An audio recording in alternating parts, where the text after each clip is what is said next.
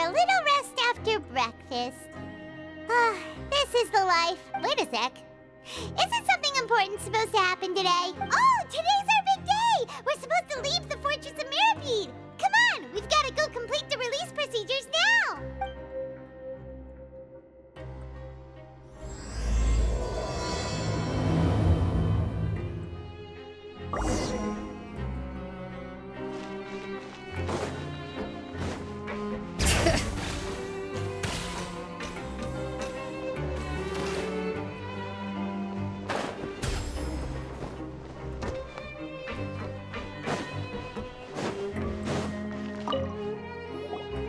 Please, sign here.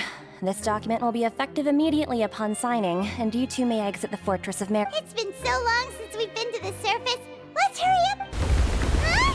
Huh? What's happening?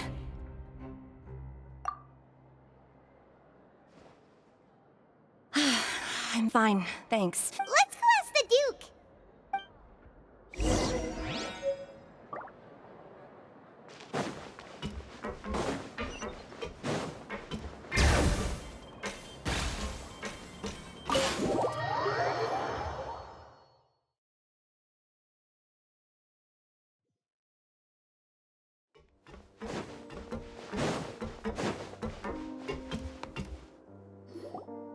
Your Grace? Ah, good to see you two. Is there something you wish to see me about? Yeah, what was with that earthquake just now? Ah, that. The tremor didn't originate from the seafloor. In fact, it seems it came from the surface. Over the years of serving as the warden here, I have developed a sense for distinguishing between what occurs on the surface and what occurs underwater. Besides, the seal that Monsieur Neuvillette set in place won't fail so easily. So the fortress is okay? If you recall our last incident, if there really were a problem, there would be crowds of inmates in a panic right now. Huh, you've got a point. Okay, seems we need to get back up to the surface and ask about what happened. By the way, do you know what day it is today? I believe today is this month's pipe cleaning day. Wait, seriously? Ah, yes. Have you completed your release papers? Yep. It's you two. Are you leaving now? That's right! Today is our last day in prison! But now that Paimon says that, it doesn't feel like we were confined here. It's actually been pretty nice! Oh yeah, Paimon feels fond of this place now! Then be sure to come back and visit. I'll miss you. If you've signed the release papers, then you're free to go. The guards will escort you out. You're not going to see us off?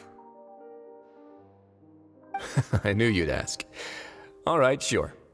Let's go. Well, you actually agreed.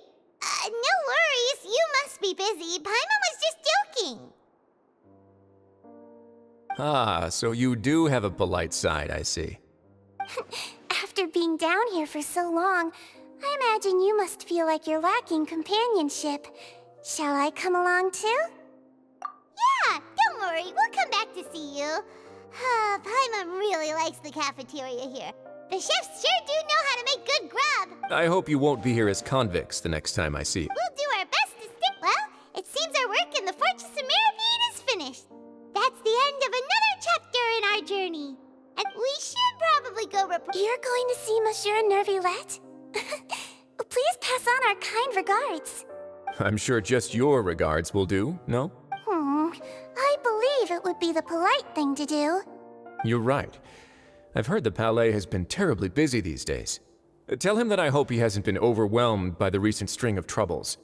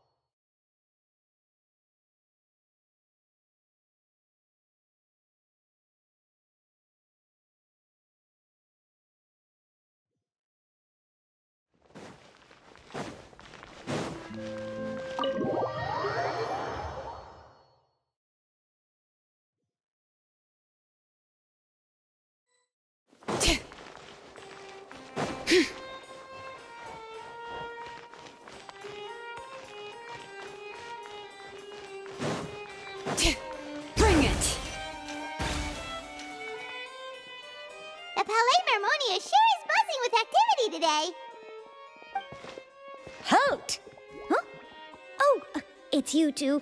Apologies. Monsieur Neurvalet did say you'd be welcome at any time. Excuse me, would you mind helping me take a look at this report? I'll be right there. Sorry, I've got my hands full here. You can see yourselves in. Everyone's so busy. Seems a lot has been happening.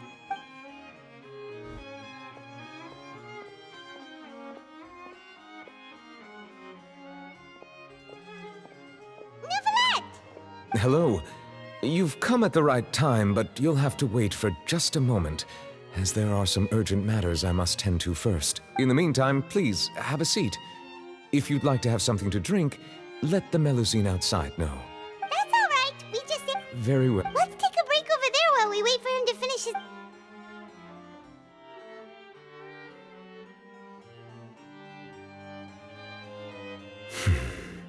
All right.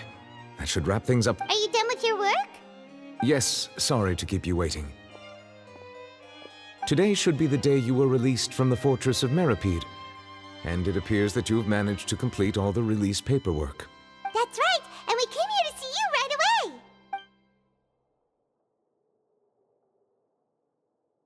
Do you have any idea what that might be? Judging from your description, that cannot have occurred in any ordinary waters, but rather something like the primordial sea.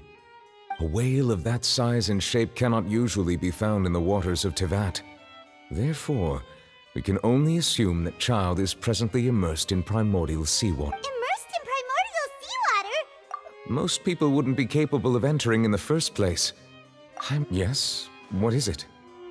Ah, right! Paimon, we asked the Duke and he said it wasn't from underwater, so we figured you might know something about it. It turns out that I have just received a report about this particular matter.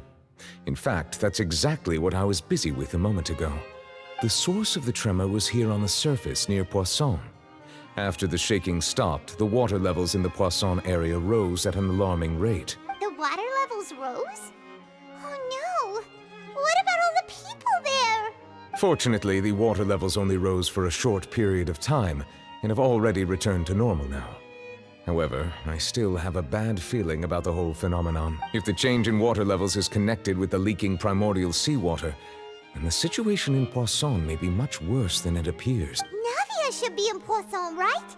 We need to go... I would also like to go there as soon as possible, but I'm afraid I can't leave just yet. We must immediately formulate disaster prevention plans for the surrounding coastal areas to avoid potential catastrophe. I'll have to ask you two to go to Poisson first. I'll meet you there to check on the situation once I finish things here. There's no time to lose! Let's get going! Please be careful.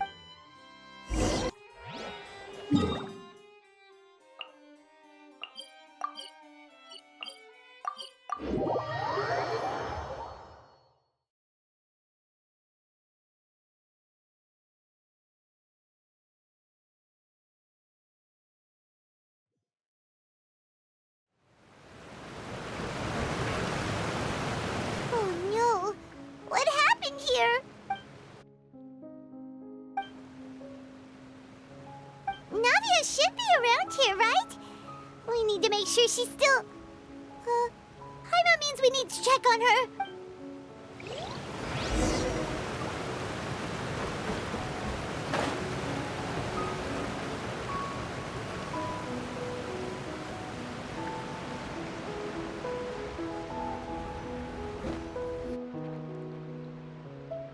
We haven't seen a single soul all the way here.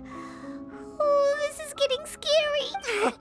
What will I ever do now? Look! There's someone on the roof over there! Just stay put! We're coming up! Watch your balance! All right, just hurry!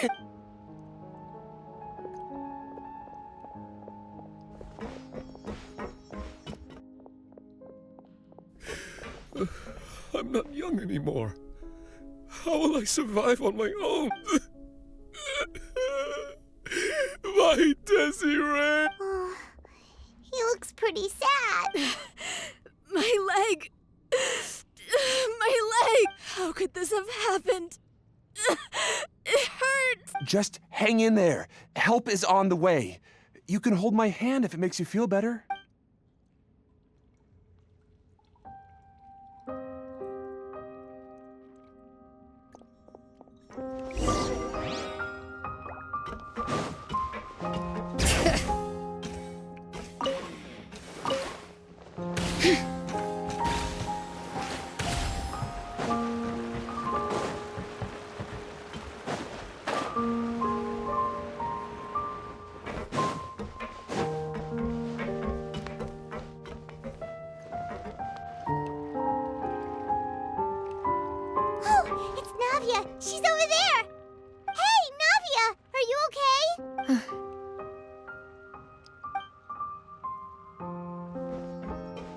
you're here.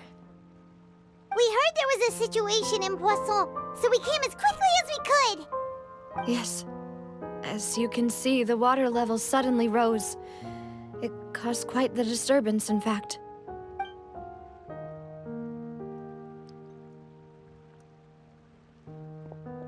Demoiselle! There was a wounded resident next to a building southeast of here. We've already transported him to safety, but we've run out of medical supplies. He's wounded? How badly? He fell, so it's probably a broken leg. He's pretty shaken up. When the water level rose, he desperately climbed up to the roof. Once the water receded and he saw the ground, he became terrified and eventually... He jumped down then. Find the leader of Squad 1 and tell him to take the wounded resident to see a doctor. He should know where to go. Understood. I'll take over his search and rescue mission in the meantime. All right. You'll be in charge.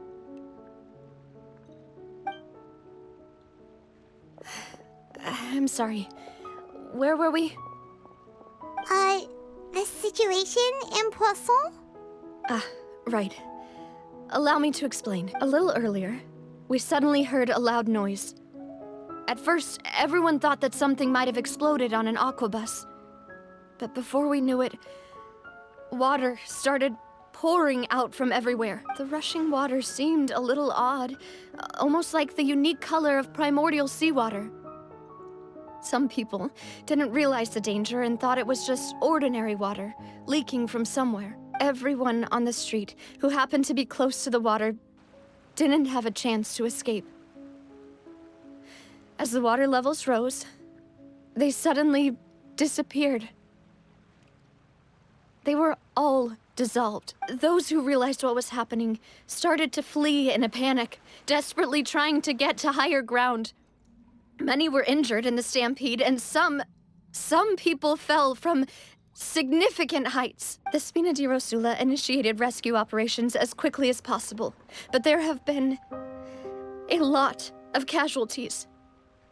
Fortunately, the water began to recede after some time, and the chaos came to an end. The water that flooded the area contained primordial seawater, so the lower levels of Poisson are still hazardous. To ensure everyone's safety, I've asked the people there to leave as soon as possible. No one knows if this could happen again. All we can do for now is try our best to help evacuate the residents. We still haven't completed the head count, but we'll have some numbers soon. How awful. And all of this just came out of nowhere. It was quite frightening indeed.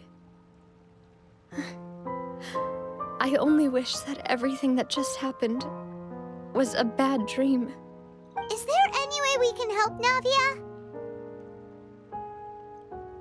Thank you for being so willing to help in a moment of crisis like this.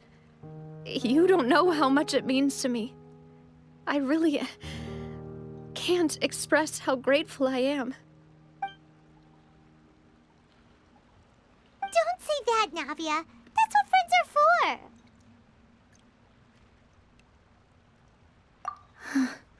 Demoiselle! We've got a situation here! I'll be right there. Sorry, I need to go for now. And off she goes. Seems it might be a while before she can take a break.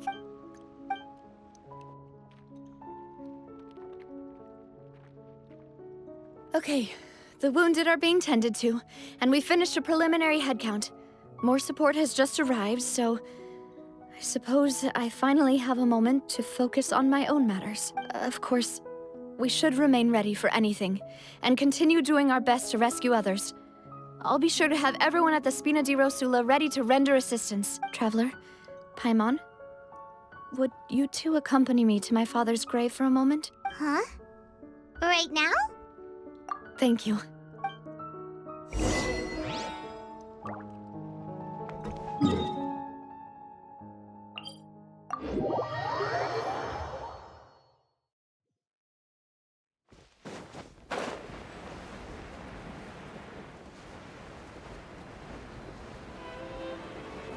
Bring it!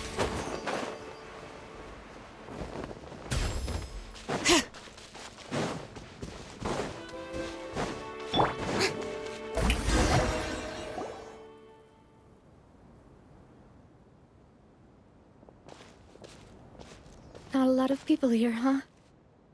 Well, given the time of day and the whole situation in Poisson, Paimon doesn't think there'd be a ton of people here visiting graves. Right. That's how things are now.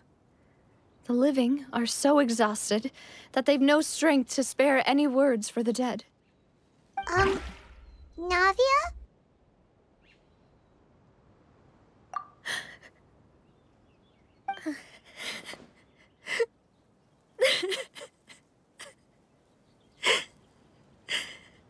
Navia, what's wrong?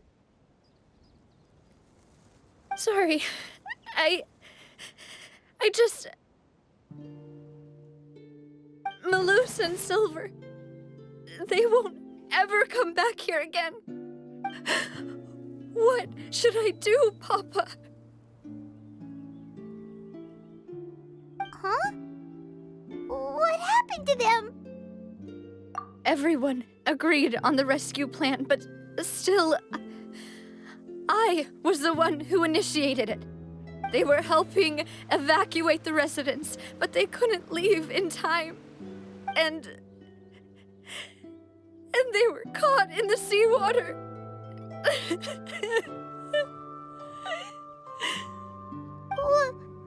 What should we do? I've known them for so long. And I know they weren't afraid. But I could at least hold a funeral for my father. And I know where he rests. But as for Malus and Silver, they're just gone. I just can't.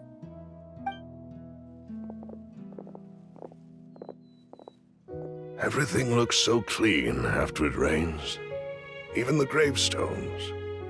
I didn't expect that you'd enjoy a glass of red wine in front of Master Callus's grave. I can understand. Besides, the scenery here isn't half bad. See, it's not just me. I always want to bring something when I visit Papa. Perhaps we might even have a picnic. He wouldn't be angry, would he? How could Master ever be upset with you, demoiselle? Yet the cemetery is the home of those who have passed, is it not? Everyone ends up here sooner or later, no matter who you are. Buying yourself a plot in advance, are you? No need yet. But when I do, I hope you'll let me be buried beside Master Callus, demoiselle. Hey, stop joking around. I'm quite serious. That way, it'll save us both the trip to see each other whenever you visit your father's grave. That makes sense. In that case, can I be buried on his other side?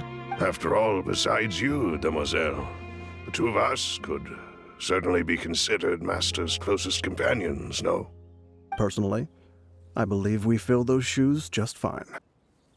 Why are you bringing this up all of a sudden? Seriously. All right. I'll remember your requests. But I'd really prefer not to talk about this stuff. And what do you mean by saving me a trip? I'd make the journey even if I had to visit you two somewhere else. I'd promised to let them rest in peace here. But here I am breaking that promise. I'm sorry for letting you see me in a mess like this. I don't usually cry, really. Paimon doesn't know how to help you feel better. But, well, she understands how you feel. I had always thought I could make my wishes come true. But now that I think about it, that never solely relied on me. Many things can only be accomplished with someone else's help. Malus and Silver have helped me so much. But by contrast, I could do nothing for them. I'm so sorry. You can spend as much time as you need here, Navia. We'll stay with you. Thank you. Right now, you don't know how much that means. By the way, you can have a look at this. It's a list of victims from the incident that took place here. Obena, Khan, Burnett, Giverny, Francine, Karina, Daisy Ray, Joinville, Julianne, Esson, as well as Malus and Silver. So, everyone else is safe. But still... It's okay. I know what you're thinking. And you're right. We lost Malus and Silver. The overall outcome indicates that the cost was worth it. Right! Don't think that way, Navia. One person might be saved at the expense of another, sure, but that isn't something we should ever consider a trade. Malus and Silver were not the price for saving anyone. They're heroes. You're right. Thank you, Paimon. What you said just now was pretty amazing, actually. I'll remember your words. Oh, really? Seems you've become more eloquent in the time since we last met. The knave? What are you doing here? Is everything going well on your side? Yes, my people are carrying out the mission according to your request.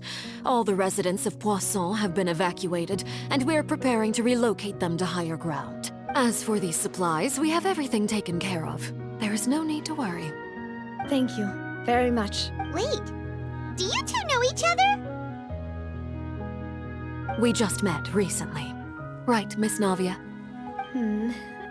Usually, I would call this a coincidental encounter, but that doesn't quite fit this time.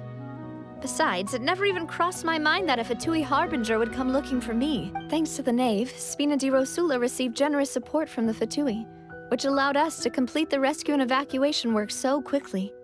Mutual aid is essential to fostering positive developments. We were already in the area, in any case, so it was nothing. That said, I must say that you're a lot sharper than you let on. I'm sure you understand what I mean. I apologize for all the ways in which I tested you previously. We've never worked with a Fatui before, and it's extremely important for us to know who we're working with. My subordinates have reported that Fatui soldiers have been observing water levels and taking head counts in various locations. I hear that they've also prepared a large amount of emergency supplies. I'm quite surprised. This is nothing to brag about, nor do I intend to. It is simply the way of powerful organizations to act forcefully, whether they are doing good or ill. You've witnessed that firsthand, in any case. As I've told this traveler before, I know of the prophecy, and I intend to prevent the impending disaster. Lending your organization a hand was a natural first step in accomplishing that. As such, do not be troubled by this token of our sincerity. Without your help, there would have been many more casualties. I won't forget your kindness. Furthermore, I sincerely regret what happened to Malus and Silver. I only wish that my people could have arrived a little earlier to prevent this from happening. Don't say that. You and your subordinates did everything you could. As Paimon said, Malus and Silver didn't choose to sacrifice themselves for any specific person, and they weren't the price paid for other salvation. They chose to become heroes themselves. I've never liked hearing people put it that way. It's like trying to relieve pain by saying some noble-sounding words. But right now, there's nothing more suitable. They really did become heroes. You're right. I'm sorry for your loss, Miss Navia. Water is life to Fontaine's people, and it also spells disaster. It's no wonder that people always say that prophecies represent fate. Fortunately, I've never been one for such opinions. So, you're one who will try to change fate, then? Of course. That is why I'm going to Hotel Bouffe de Thé. I still have some things to take care of, and the children need my attention. By the way, traveler, Paimon, one more thing. All right, then we'll just... Huh? This isn't right. Paimon thought you would ask us to walk with you for a moment so you could tell us something in private. That is a clever and useful conversation technique, which I do like to use when necessary. But there's no need today. It would not hurt to have Miss Navia listening in. Traveler, I'm sure you remember that I said we could work together when we had the chance. You and I both know that there may be issues with the primordial sea. Previously, it was the fortress of Meripede's sluice gate, and this time it was the water levels in Poisson. These are both signals. Indeed. Allow me to share the latest intel I've received from the House of the Hearth's intelligence network with you. During some recent investigations, a child claimed to have discovered some ruins near Poisson. The ruins date back to ancient times, and seem to be worth investigating in many ways. Judging by the dating of the ruins, they may be related to the prophecy and the coming crisis. The situation is becoming more urgent, so any pertinent information will prove extremely precious. My people initially came to prepare for ruin exploration. Unexpectedly, this disaster struck. And at present, we're all busy prioritizing the rescue effort. So that's why the Fatui were already in Poisson. I wanted to take the children along, but unfortunately, Linny, Lynette, and Fremine have all been dispatched to higher ground to assist affected residents. Linny told me that outside of the house, the person they trust most is you. Which is why I want to give you this task. The House of the Hearth's members see each other as family, but Linny, Lynette, and Fremine said that they also see you as such, even though you are not from the house. I'm sure you already understand how earnest they consider their friendship with you to be. Oh, that somehow makes Paimon feel kinda happy. The intel I just shared about the ruins could fetch a high price. But since the children consider you family, it's only natural that I freely share it with you. Got it! So all we gotta do is go to some ruins, right? We can handle that. Excuse me, but may I tag along? You wish to join, Miss Navia? But are you sure you're up to exploring some ruins? You need to rest. Well, I'm sad, yes, but I can't just go back and plop myself into a chair by the roadside and do nothing. There's no point in being depressed while we still have a disaster on our hands. As my father's successor, I must live up to the hopes he had in me. Besides, I'm also doing this for myself. I need something, a distraction, to keep my mind off Malus and Silver. Since you put it that way, I have no objections. All right? The ruins are to the south of Poisson. Here's the map. Okay, the three of us will handle it. Come on, let's pack up and get go.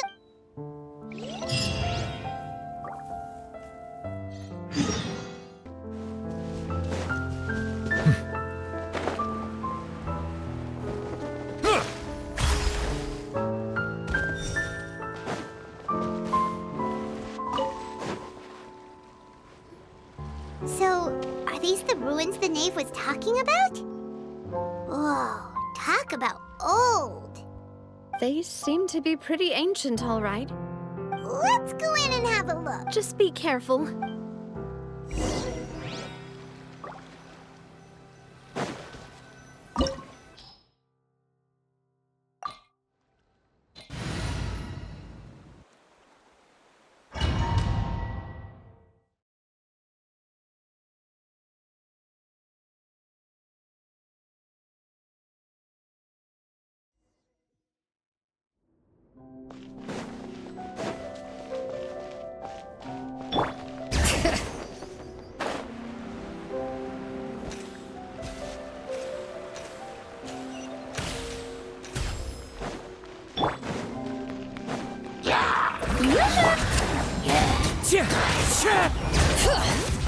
Silence!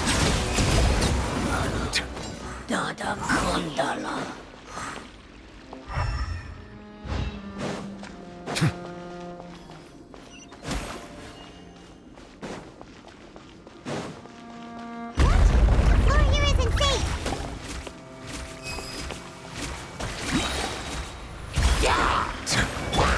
Into the wind!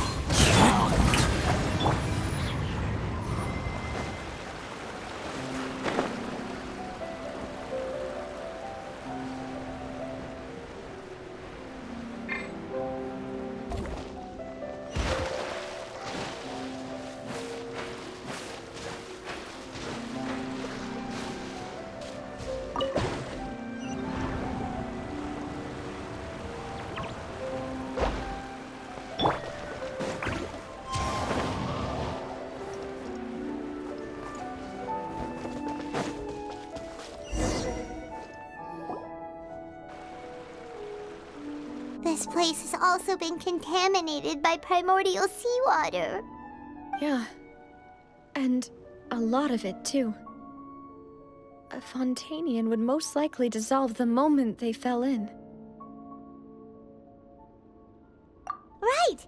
You can't go down if there's primordial seawater. It's too dangerous, and it won't be any help for you to just stay here. Don't get Paimon wrong. We're not saying you're useless. It's just that... No, you're right. I can't do anything in this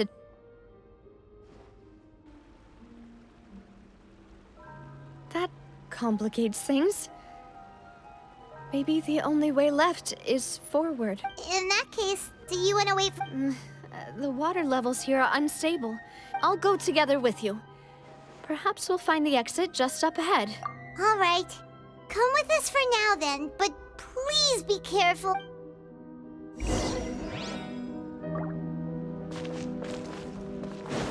Oh no, it's a dead end! Let's try climbing over from the side.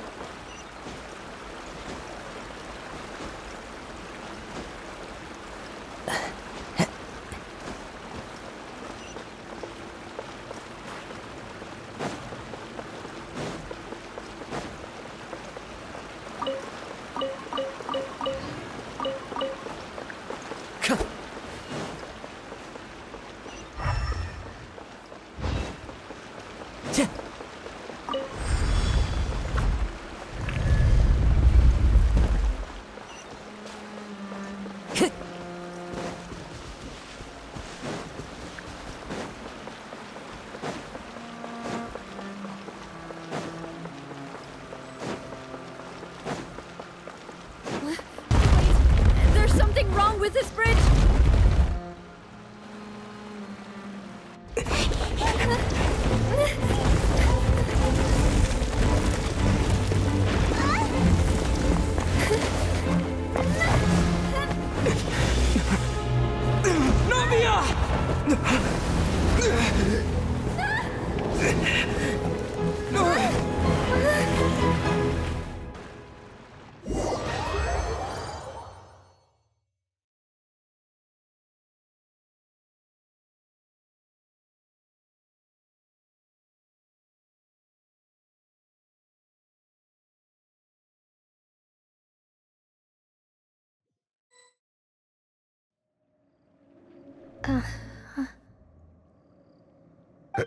Demoiselle? Huh? Demoiselle, what are you doing here by yourself? Would you be standing here till dark if I hadn't come to get you? Maybe she just wants some time to herself, Malus. Hmm? Oh. Was I sleeping? Yes, it would appear so. I must be tired. That's quite possible. However, you were the one that suggested we go out for a walk. Oh, right. I nearly forgot. It must have slipped my mind when I dozed off. I haven't had a nap today yet. This is a familiar feeling, yet something... Is something the matter, Demoiselle? Oh, no. No, I'm fine. I was just trying to recall why we came out for a walk. Do you remember Mr. Giverny? He'd requested our help before with foreign merchants who had a debt dispute with him, and we'd resolved the matter not long ago. We were headed to see how things were going with him at the moment. Ah, right. Yes. I remember now. Oh? Miss Navia. Ah, Mr. Malus. And Mr. Silver, too. It's good to see all of you. How have you been? I've been great. Thanks to your help, those bothersome merchants finally realized that I wasn't the one they were looking for. Why, I wasn't even the guarantor for that person. They were knocking at my door day and night. Even my neighbor Obina was getting fed up with them. Sometimes force is required to calm someone down and get them to listen to what you have to say. That's right. Oh, by the way, Burnett, what was it that you wanted to give to Miss Navia again? Oh, yes. One moment, I have it right here. Miss Navia, these are some flower seeds that I prepared. Please take them. They're a very good variety, and they'll become very big and beautiful once they bloom. I don't know what we would have done without your help, so this is a little token of our appreciation. I hope you won't refuse. Ah, did you cultivate them yourself? Thank you so much. I'll certainly take them. Maloose, we do still have some empty flower pots at home, right? Why, we can have as many pots as you'd like, demoiselle. Perfect. In that case, we'll swap out some of the decorative plants for some of Mrs. Burnett's. Very well. Wait. Something seems to be off here. Excuse me, madam. If I'm not mistaken, your name is Burnett, correct? That's right. Is something wrong? No, it's nothing. This is the first time we've ever met, but your name seemed familiar to me. I must have heard it when I was discussing things with your husband previously. I've heard this name before. Sometime recently, I'm sure of it. And why are there so few people around here? We must mind the time, demoiselle. We still have important things to attend to today. Huh? We do? Like what? Well, now, did you forget? Miss Navia, here you are! I've been looking for you. Please, come to the Opera House. Your trial is about to begin. My trial? Wait, why would I need to go to the Opera House? Yes, she's right, demoiselle. It's just about time now, so we should get going. Oh? All right then.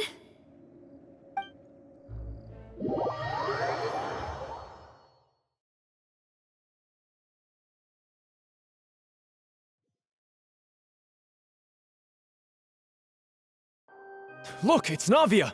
And her two attendants are with her! Goodness, everyone's finally here. There sure are a lot of people here to see the trial. And they all seem to be oddly excited about something. I even know some of these people. Karina, Desiree, Joyville, Jolien, Essen. Why are so many people here? And why do I have no recollection of this case? And as for the judge... huh? Where's Monsieur Neuvillette? Please sit in the defendant's seat. Don't worry, Silver and I shall accompany you. All right. But are you sure you can stand behind me? Typically, it wouldn't be allowed, but today is an exception.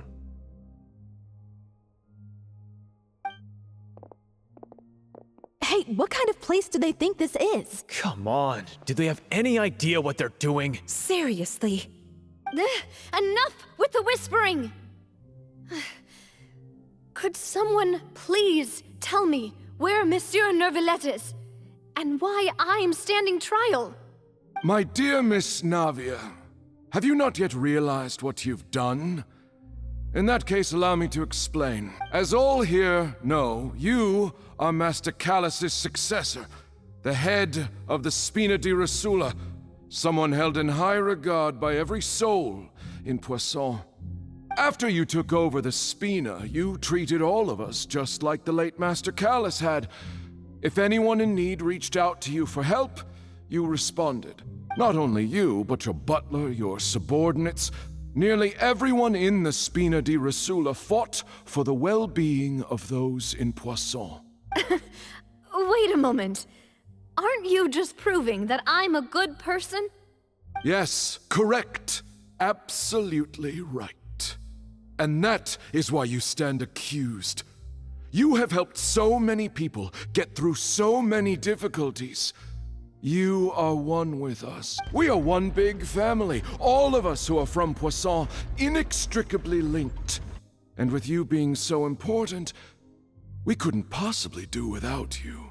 Therefore, this fair and honorable court shall declare you guilty, and you shall stay here. You will be together with us forever. Huh? Everything you have said is correct. I have indeed done a lot for my hometown, and I would be willing to be with you all, but What is the purpose of having me stand here like this? What is there to discuss? Ah, well, if that's what you think, then I have no further comments. How wonderful, Miss Navia! I know all these people. Why are they laughing? I seem to remember now. Yes, I get it. This trial is... Wait just a moment. This isn't right! Malus? What was that, Mr. Malus? Our conclusion is very clear and unanimous. Let the court judge her now. She's guilty! Stay here, Navia! You're one of us! Demoiselle, don't admit guilt. This trial means to keep you here forever. I wish to exercise my right to defend Our Lady. Mr. Joinville, you only know of Navia's goodness, but nothing of her utterly independent mind. She was born a free and independent spirit. She has never been tied down by anything. Indeed, even the death of Master Callus couldn't stop her. Her actions cannot serve as proof that she identifies herself as part of any group. She merely acted as an individual, extending her hand to help others. Please do not mistake her actions as being otherwise. Really? As an individual, you say? Don't forget, we are all Fontainians here. This is the nation of justice, the nation of Hydro. Even if Miss Navia only voluntarily rendered her assistance, that doesn't change the fact that her beautiful soul must return to everyone. Water accepts all, blends with all. It will surely accept her kindness. Everything is measured here in the nation of Hydro, and in the end, everyone shall meld together. Thus, when a unanimous opinion emerges, that opinion represents justice. Now I speak for everyone. Our opinion is consistent. Navia should stay. We and Navia are one. And you would call this justice? Preposterous. You are merely jealous that Demoiselle still has a chance to exist as an individual. Have you forgotten how much you all once longed to become individuals, to become independent? Do you mean to defy our justice? If your justice is flawed, then why should we acknowledge it? As you said, we can also have our own justice. Silver and I shall defend Demoiselle, and that is how we will enforce justice. My head... Demoiselle! Silver, it hurts. My head is spinning. All I can see is stars swirling in front of me. I remember now. Everything that seemed odd from the very beginning. Karina, Desiree, Joyville, Jolien, Essen, and Mr. Giverny and Mrs. Burnett, who we met earlier. Even Malus and Silver. I don't want to admit it, but they're all dead. Don't be afraid, and don't admit guilt. We will protect you to the very end. Absurd! Who are you to say that she cannot be judged? We are the majority, and in the nation of trials, the majority is absolute justice. We are the will of all. Don't let them escape! We shall keep Navia here with us! Mr. Malus and Mr. Silver, must you be so stubborn? How could the two of you possibly hope to stand against the collective? Do not resist. This judgment is fair and just. Navia belongs to us. After all that happened, she should not be left alone in Poisson. What are you saying? No more excuses! He says we're jealous. Jealous? How could she possibly be an independent individual? What's with these people? Who's jealous of her? She belongs to us! Miss Navia, she... Silence! That's...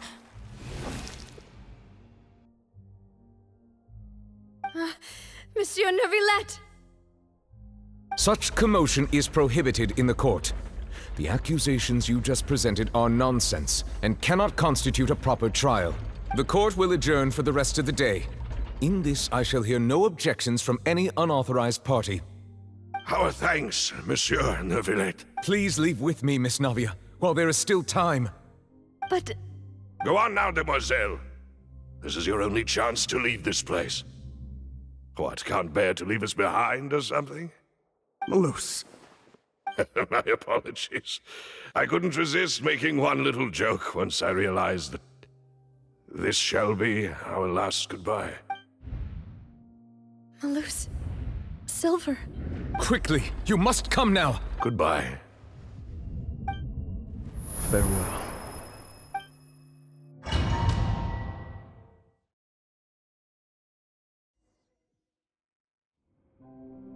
No, wait! Just a second! Navia? You're awake. Good. I must have been dreaming. Malus and Silver were still alive, and they were defending me at some insane trial. It looks like you're all right. Did all the sad feelings cause you to have a nightmare? Paimon could give you a hug. The ruins you were exploring suffered a cave-in. When I arrived, I found you falling toward the water. You were just about to be dissolved within, but I think I saw 2 Oceanids protecting you. It was only for a moment, perhaps even a fraction of a second, but they gave me the chance to retrieve you. Were it not for their intervention, I would not have been able to rescue you before your consciousness dissipated. Wait, did you say Oceanids? You mean like what happened with Vache? Perhaps those 2 Oceanids were the people you saw in your dream. I always told them that they didn't have to protect me. To think that they'd keep doing so even after death. Please come with me.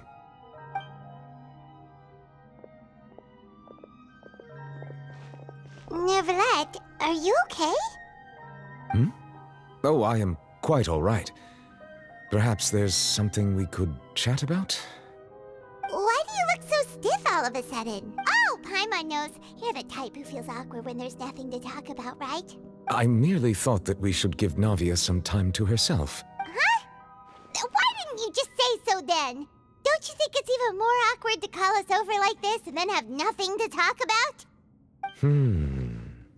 I suppose so. Ah, Sigewinne. I hope all is well with her these days. Her work in the fortress of Meropide has not been too much for her, has it? No way, don't worry. She's doing fine down there. She's an amazing head nurse. I see. Well, that is good. I have always worried that Sigewinne would need a lot of time to understand the world of humanity, just as I have. Oh, and the Duke also says hi. Even though Sigewinne made him do that. He hopes that you haven't been overwhelmed by all that's happened lately. Thank you. I have indeed been busy lately, and I also hope that everything is going well in the fortress of Meropide. He still doesn't know what to talk about. Let's chat about something else then. So, Neuvillette, you're probably quite the swimmer, huh? Yes, of course. This isn't going anywhere. Let's try something else. How did you find these ruins? Did the knave tell you? Yes, in fact. I had arranged to meet you in Poisson, but when I arrived, I discovered that the Fatui were helping the residents evacuate. They had even transported a large quantity of supplies to the area. Amid my astonishment, I ran into the knave, and we had a chat. She informed me that she had asked you to investigate the ancient ruins here. Yeah, we originally planned to meet up with you, but we thought you might still be busy with all those official documents. We didn't think exploring the ruins would take very long, and who would have thought you'd wrap things up so quickly?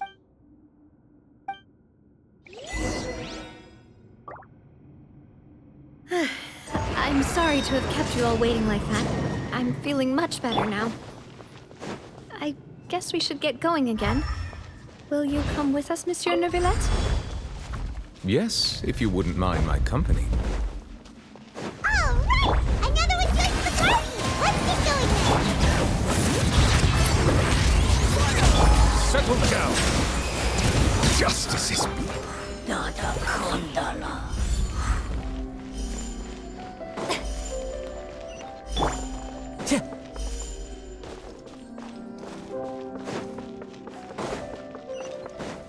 Oh no, another unstable path. Watch your step.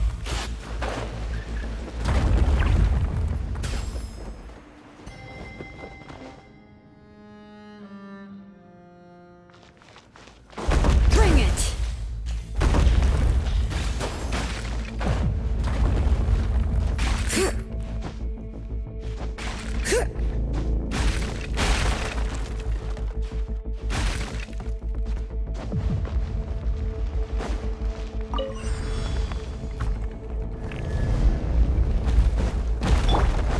Watch out! There are Archons over here!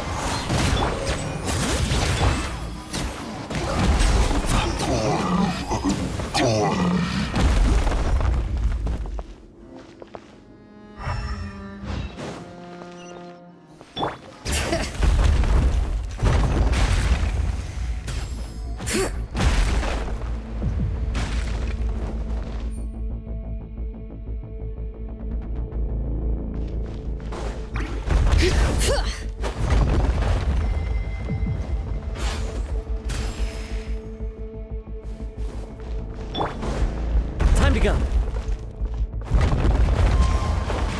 We're almost at the top. Keep it up!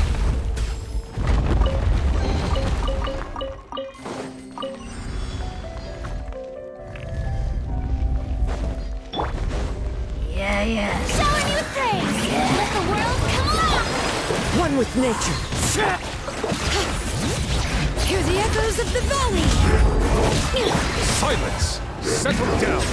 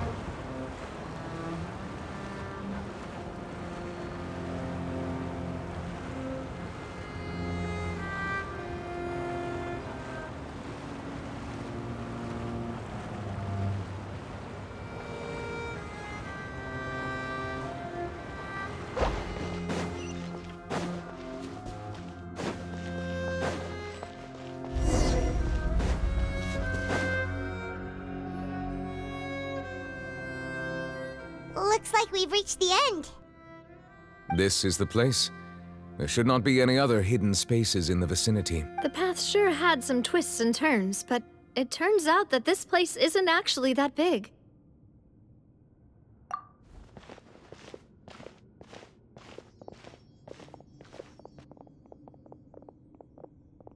Stone slates. It seems like they were put here as an offering. Could we take them down and have a look? Perhaps we should just leave them be for now. There are 4 locations in total, but only 3 stone slates. The slate that should be in the first empty spot is missing. The surrounding walls also show signs of damage. There's something written below. Let Paimon see. Reason dictates that this nation be destroyed. I shall record the history of its future here in its past. Say what? It feels like someone left these slates and these words here for a purpose. But does he mean that Fontaine should be destroyed? That would fit the circumstances dictated by the prophecy, yes. Indeed, the slate's contents correspond to it. Take the second slate, for example. There's a person kneeling here. She seems so dedicated. And there's a whole bunch of other people behind her doing the same. She's facing this... what is this? Some kind of island in the sky? And is that Lady Farina in the third image? Did the Hydro Archon fall into the water? And is that a ring of people around her? Paimon doesn't quite get it. Are they all in the water? The fourth image. I know this one. This exactly matches the content of the prophecy. The people will all be dissolved into the waters, and only the Hydro Archon will remain, weeping on her throne.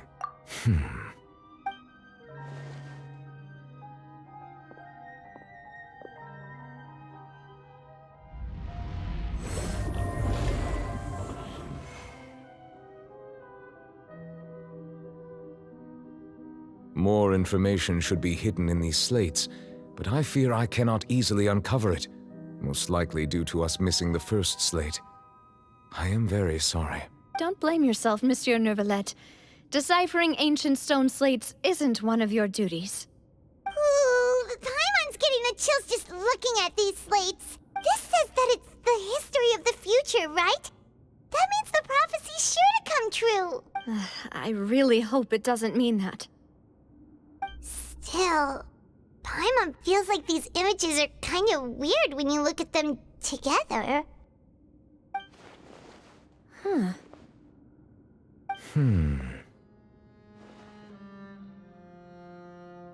That's right! If the images are in chronological order, shouldn't the fourth, the waters drowning Fontaine, come before the third, where the Hydro Archon herself falls into the water? And yet the order is reversed here. If we go by timing, Lady Farina only emerges in the third image. That means that the person in the second image might be the previous Hydro Archon. Egeria, then. I had never met her, but her appearance here does match the records. The previous Archon kneeling before the floating island in the skies, as if confessing a sin. Did she herself commit that sin? And if not, why would she be in such a posture?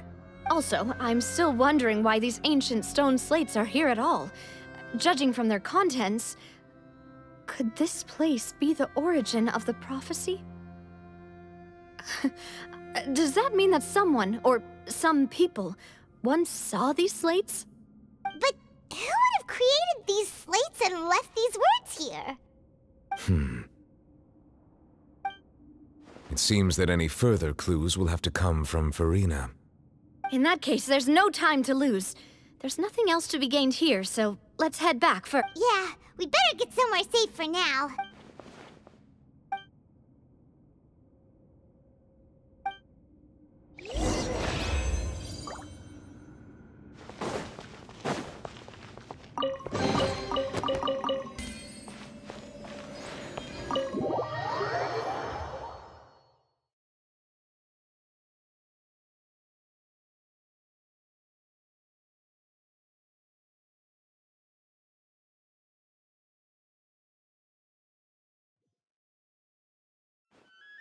Let's split up here. I'm going to check on what's happening with the Spina. You know how it is. There's some things you just need to be there for yourself. You still have energy for that, Navia? Paimon's already beat. Just head back to the Fleuve Cendre and have a rest then. Thanks for keeping me company all this time. I'll depart as well. Thanks for your hard work today. Rest well, everyone. Traveler, I will go talk to Farina tomorrow morning to ask about the stone slate. I'm sure that you're concerned about this matter as well. If you have time, drop by my office. I will share the results of our discussion with you. Are you really gonna talk to her about this directly? Will that be a problem? Paimon's getting a little scared now that it's come to this. She has long been harboring secrets and will not give them up easily, which makes it all the more my duty to ensure that she understands the present situation. All right, we'll leave it in your hands then. You're probably the best person to talk to her anyway. I will be carefully considering my words tonight. Traveler, Paimon, our safe house at the Fleuve Cendre is always open to you as ever. So please don't think you're an imposition. All right. I'll...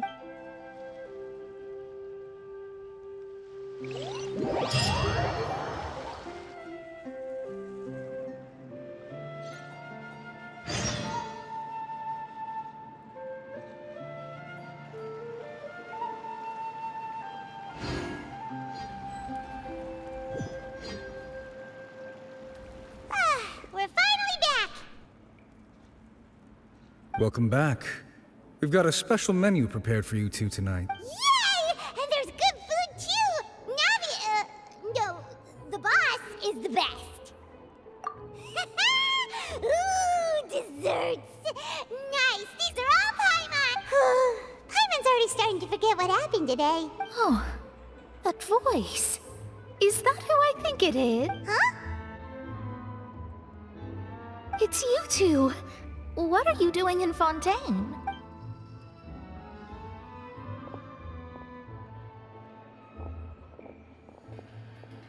Mona?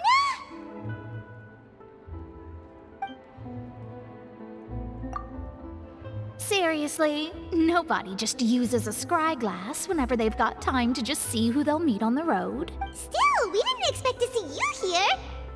Wait, you're not a Fontainian, are you, Mona? Well, I have some business to attend to here, so I booked a hotel in the city.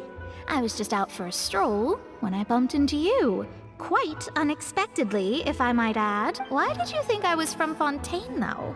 Is that because Magistus doesn't sound much like a Mondstadter surname? Yeah, let's go with that. Well, I used to have my own surname, which was, well, some other thing. Either way, the old hag told me when she took me as her disciple that the first step to being a great astrologist's pupil was to change that name. There was nothing for it, really. She really is amazing at astrology, so I changed my name to what it is now according to her wishes. To my surprise, however, Magistus is not the name of some ancient house or clan. It isn't? Nope. Although it is used by us in place of surnames, it generally just means great. Wow! Imagine including a boast in your name. Wait, are you gonna have to put that into your genealogy as well? I reckon so. In any case, I'd give my disciple a name like this as well, if I were to take one. Astromancer Barbeloth Trismegistus. Whoa, that's a long one. Does it also mean great or something? My name means Mona the Great Astrologist. As for the old hag, hers is, in plain speech, the thrice as great Scholar of the Stars. Just take it as a title specific to astrologists. Thrice as great? That's so petty. I know, right? That's just how she is. She used to call herself Magistus, actually, but when she took me in, she changed her name to Trismegistus. Talk about excessive. Magistus is thus the calling card of our school, so to speak, which makes it about the same as a surname. It's all right if you don't get it. You can look into it further should you need to study astrology more. That sounds terrible! But anyway, you're not Fontainian, are you, Mona? You're from Mondstadt, right? Well, I was born in Mondstadt, yes. My parents migrated to Dorman Port, and I traveled with the old hag for a while, after which I settled down in Mondstadt City. Oh, that's a good thing then. At least we know you won't be dissolved by Fontaine's waters. Speaking of that, I'm sure you're aware that a bunch of things have happened here in Fontaine, right?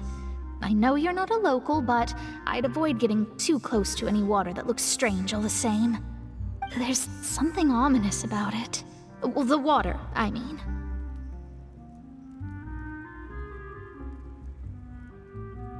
That was the main reason, yes. Just a while back, the Steambird invited me to take part in a panel and speak about the circulation of the prophecy as an astrologist. The invitation was sent quite early on. I don't think anyone expected Fontaine to be in this much trouble. What do you make of that prophecy, Mona? Just tell us what you think as an astrologist. Your word would go a long way to make things more certain and less scary. What I can tell you is that I'm an astrologist, and that this prophecy concerns the fate of Fontaine, even that of all Tevat.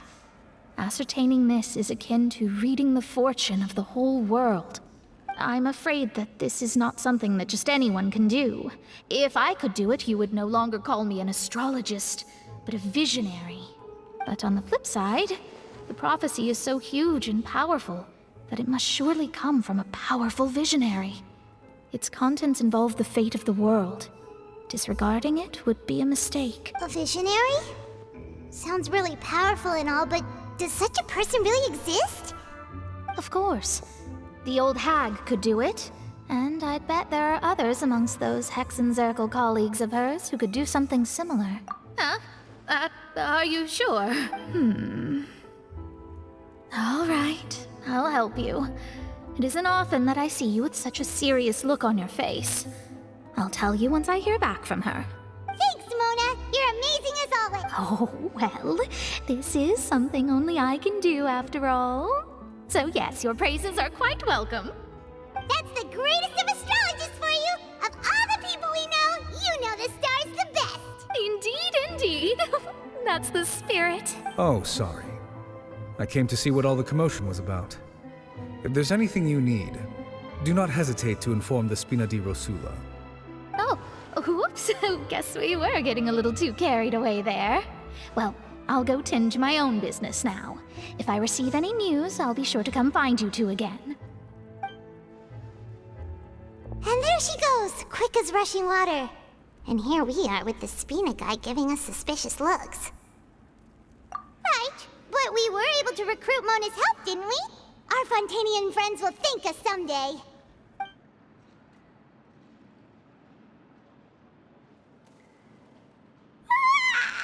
Good morning. To be honest, Paimon's still feeling kind of sleepy. But it's time to get up, traveler. We agreed to go see Neuvillette, so let's pack it up and get going.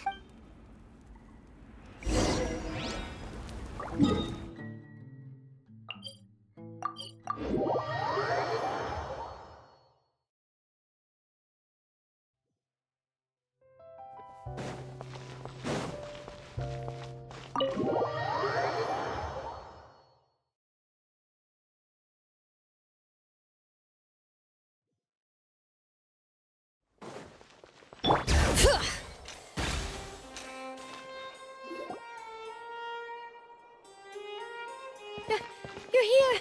Finally! Is something wrong? Monsieur Neuvillette and Lady Farina, they seem to have gotten into a dispute. Please go see for yourself.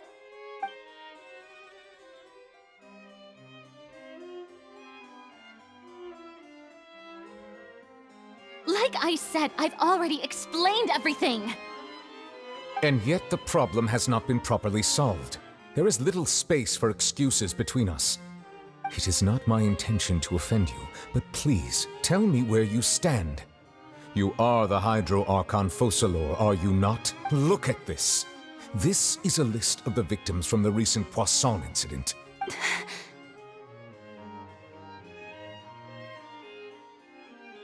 You mean...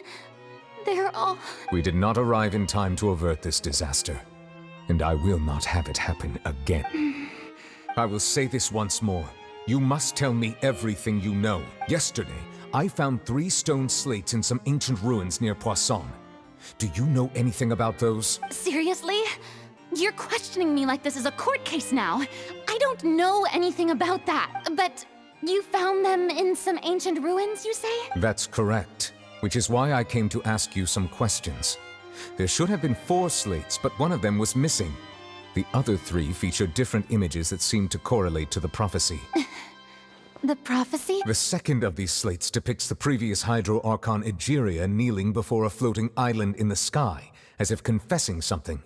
Do you know nothing of this either? I don't. I've never seen such slates. I'll ask you again. Do you really have no information regarding the previous Archon? My deciphering of the slates indicates that the Hydro Archon Egeria once had to confess to, or apologize for, a certain sin. If anyone would know about it, it should be you. All gods don't have the same secrets, you know. She was herself and I'm me. Is it really so strange that I know nothing? I understand your concerns, but I'm sorry. I just don't have anything to tell you. Forgive me for saying this now, Lady Farina, but I have long known of your various secret investigations into certain matters. There are several indications that you have been investigating the prophecy on the sly. This is not strange in itself, considering that you are the Hydro Archon. But it is strange that you should also claim to not know any of Egeria's secrets, as well as do nothing following your inquiries. You have never been as superficial as you have presented yourself to be, nor are you a fool. And yet, your behavior is very inconsistent.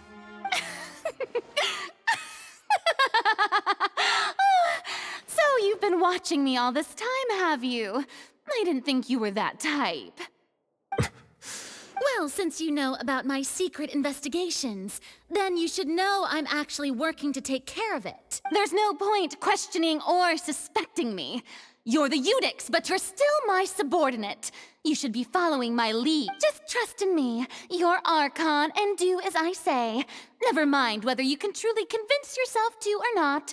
It'll all turn out fine. That's all I have to say. We do not discuss this matter again. Oh, the opera's about to start. Toodles!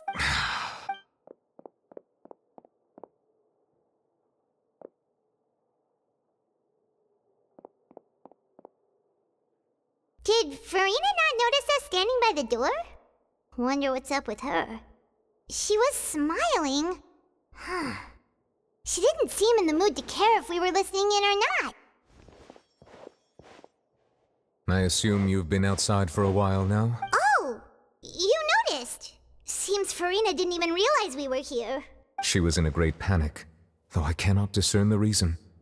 Our discussion reached impasses time and again, a state of affairs that we cannot allow to continue. Still, I do not understand.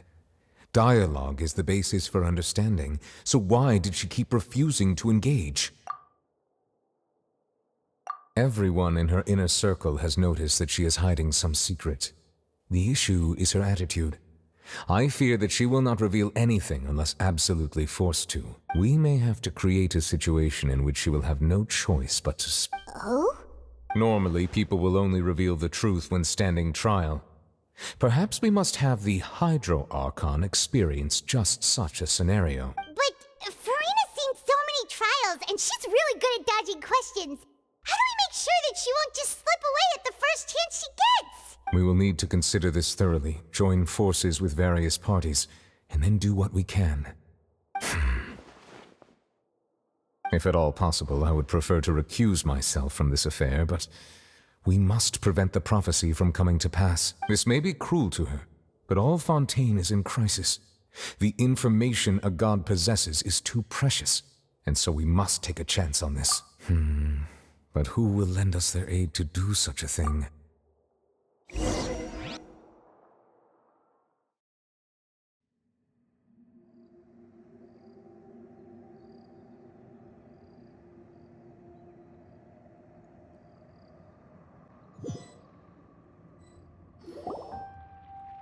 Well, that's everyone, huh? Speaking of which, it was pretty smart of you to think of hiding here. Poisson was just involved in a disaster, so it's presently devoid of people. That naturally makes it the best choice. And here you are drinking tea like it's the most natural thing in the world, huh? That's what family should do. Sit and enjoy a leisurely time together. It's nice to enjoy tea here, you know? Care for a cup? Lend me your ears, everyone. Or perhaps one of you might like to start us off. How about you, friend? Me? No, I don't think I can. Then, how about you, good sir? I fear that I will cause the mood on this boat to become as somber as it is in court. Well then, I guess we're lucky we've got a local like me to organize things. Wonderful, the spotlight at last. I guess I'll be facilitating things from here. That was a little long-winded, don't you think? Oh, you might be right. Anyway, to cut to the chase, our friend here, the Traveler, has brought us together to discuss something. As for what that is, well, let's start by saying that we'll be pooling our efforts together to create a series of traps. Oh, how intriguing. Well, it's just an expression, really. One that I just learned from Chlorand, and used on the spot. So, let's invite her to explain in detail. A round of applause, please. Huh? Didn't you say that you would be facilitating this? Oh, come now. Your work doesn't involve much public speaking, right? This is a good chance to practice. You might even pick up some fancy oratory tricks to impress your boss with in the future. I see. And what does my boss say? He is glad that you consider him your boss. Do go on.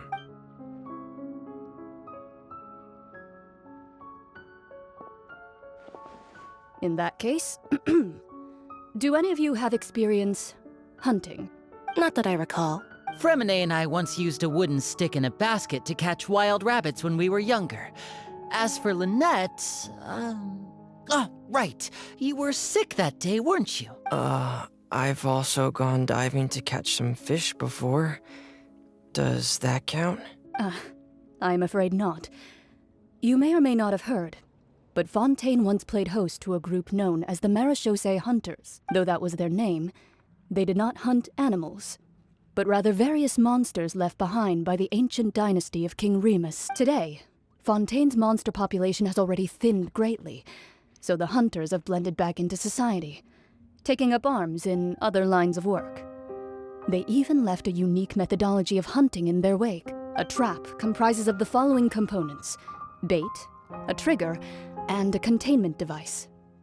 Sometimes a lethal implement will also be necessary to deal with the prey. So, if we were to build a trap together, right now, what would you choose to build it with? For me, I would prefer something basket-shaped. Pigeons and rabbits will see the bait and naturally enter the snare. Our line of work requires a deft hand, and we're some of the best in the industry, so you can count on our techniques. You used some of those techniques while moving the people of Poisson, didn't you? My subordinates mentioned that you even performed some magic for the bawling children. Yes, and I even managed to gather some intelligence in the meantime. I'm quite the multitasker if I do say so myself. I'm afraid I can't claim that as my strong suit. I prefer more stable methods, like placing bait in the water and waiting for the fish to come within reach. That's the kind of method I would count on. Calm and steady. Exactly the kind of person who would catch loads of fish. And I can be their assistant. With discretion, I'm sure. I'd probably use some sort of mechanical animal. Papa once bought me some small clockwork squirrels, mice, and such. When placed in the forest, they can attract others of their kind. I remember that you liked those too, didn't you? I did. And that would be a good way to go about it. If they're realistic enough, animals of the same kind will follow them all the way to the trap. What about you, Monsieur Neuvillette? I fear I do not have any related experience. That makes sense. You usually solve problems directly, without the use of any such tricks. But I do have one more question for you, Monsieur. If we were to create a trap now, how would you design it? I would like for it to be effective, but bring no harm to the prey. A more gentle trap would be ideal. Kind, as always. However, our intention doesn't necessarily change the containment device and the type of implement we need. If we wanted to kill the prey in one strike, we would need a powerful implement. However, that also goes for prey that must be captured and safely contained. Wait, why's that? Only a hunter who's a true expert at subduing their prey can snare it without harming it. The line that divides life and death is often exceedingly thin. So are we going hunting together? We hadn't thought of seeing ourselves as hunters. It kinda works, but maybe it's still not the best metaphor. If our means of capturing and dealing with our prey is to put them on trial, then the hunting metaphor is actually quite accurate. But we shall require much more courage than any hunter to judge a god, a being whose seat is an exalted throne. Oh, so that's what's going on. Sounds very interesting.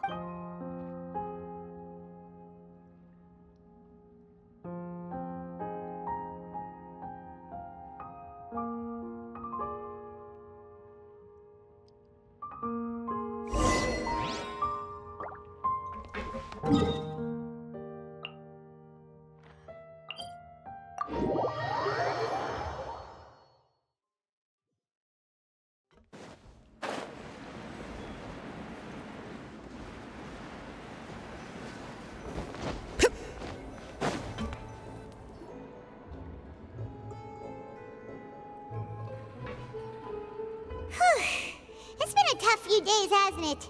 So much has been happening. Paimon didn't think the meetings would go on for so long, but everyone seemed pretty fired up, huh? Paimon thought they'd be at least a little frightened.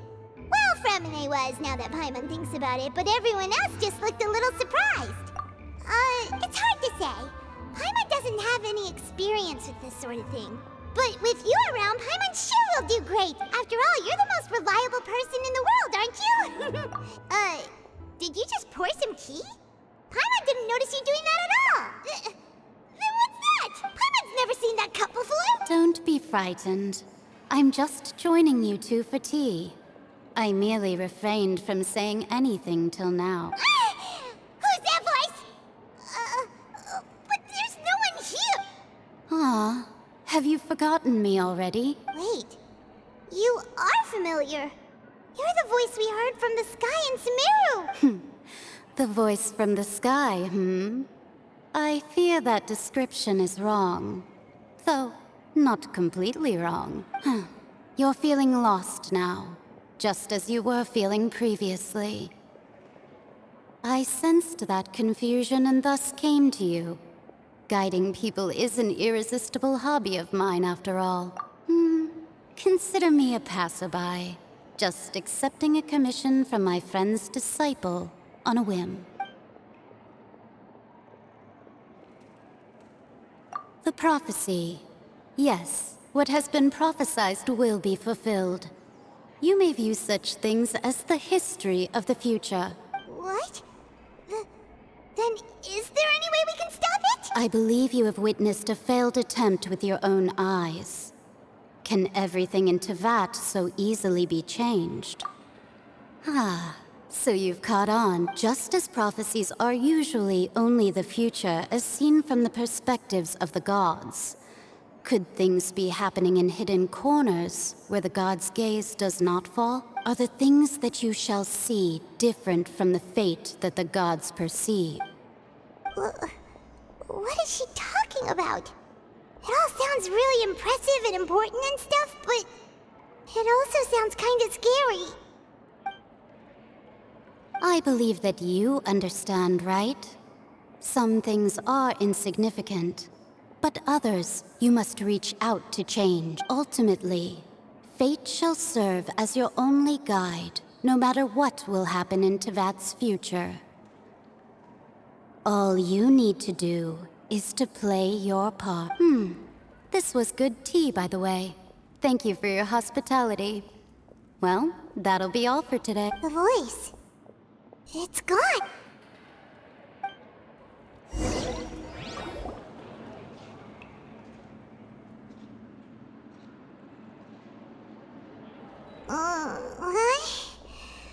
I hear someone talking. All right, coming. Hey, it's you who's getting lazy, okay? Well, I see I've walked in on some lively banter. Mona! Fine, just fine. I went to take part in that Steambird panel. It turned out to be more interesting than I expected. Not all Fontainians are pessimistic about this. One journalist mentioned that sitting around and waiting for the end to come would be wrong, and that they should make their own rescue preparations. I agreed, so we had a brief chat with her. Did she have pink hair by any chance? Why, yes, it was Charlotte. You remember her, right? That daredevil journalist. I'm in full support of her view. Prophecies are very important, but how can people allow their lives to be commandeered by just a few words? That's right! Paimon's glad to hear something sensible for once. Yes. About what we had discussed before. I did try, but I'm afraid I couldn't reach the old hag. I'll try again tonight, but I wouldn't get your hopes up. Huh? Goodness gracious. Are you serious? She said that even the god's gaze has blind spots. Pretty bold if you ask Paimon. Most people would believe the gods to be all-knowing, right? The Hexen Circle members are certainly anything but ordinary.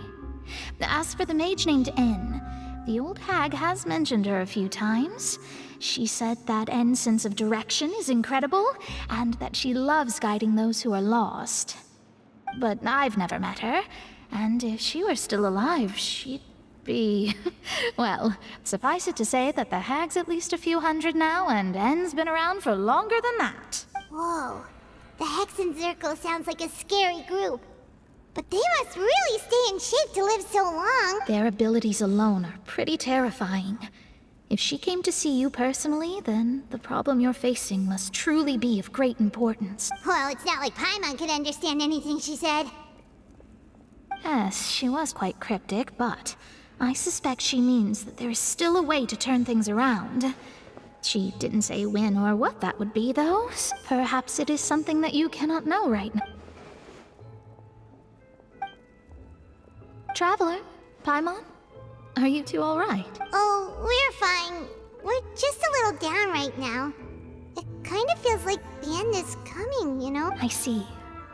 I feel that same sense of desperation, too. I guess you could consider me someone who has often witnessed fate.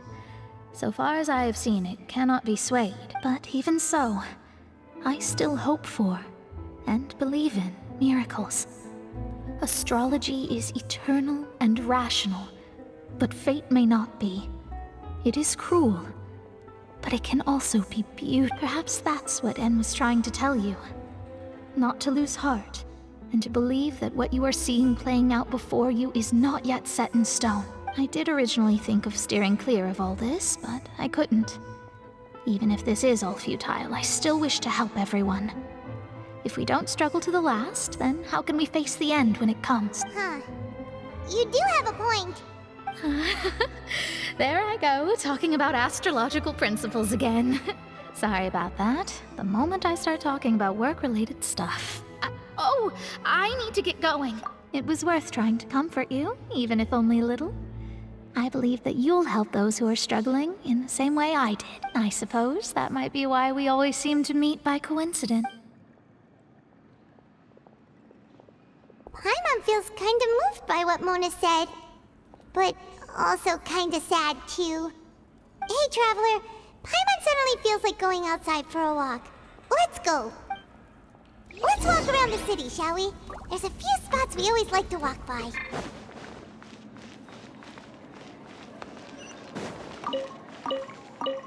Bring it!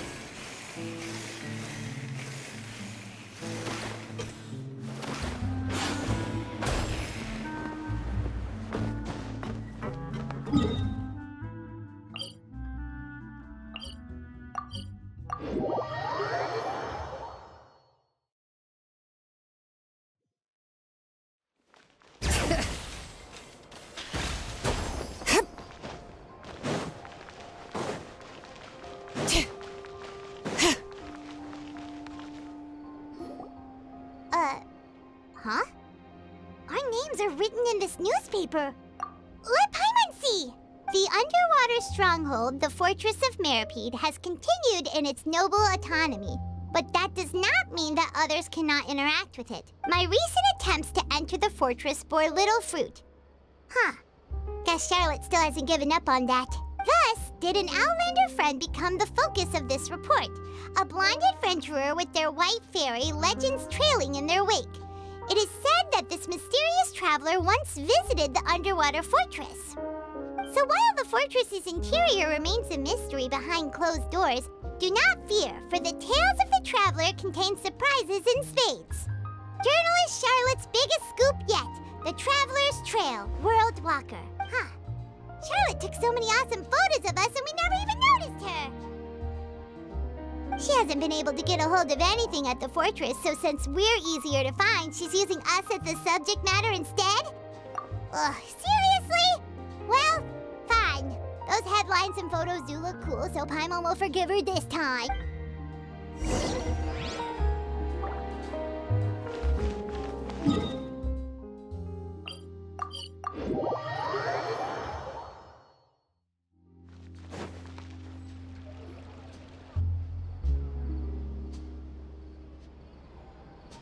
We're here!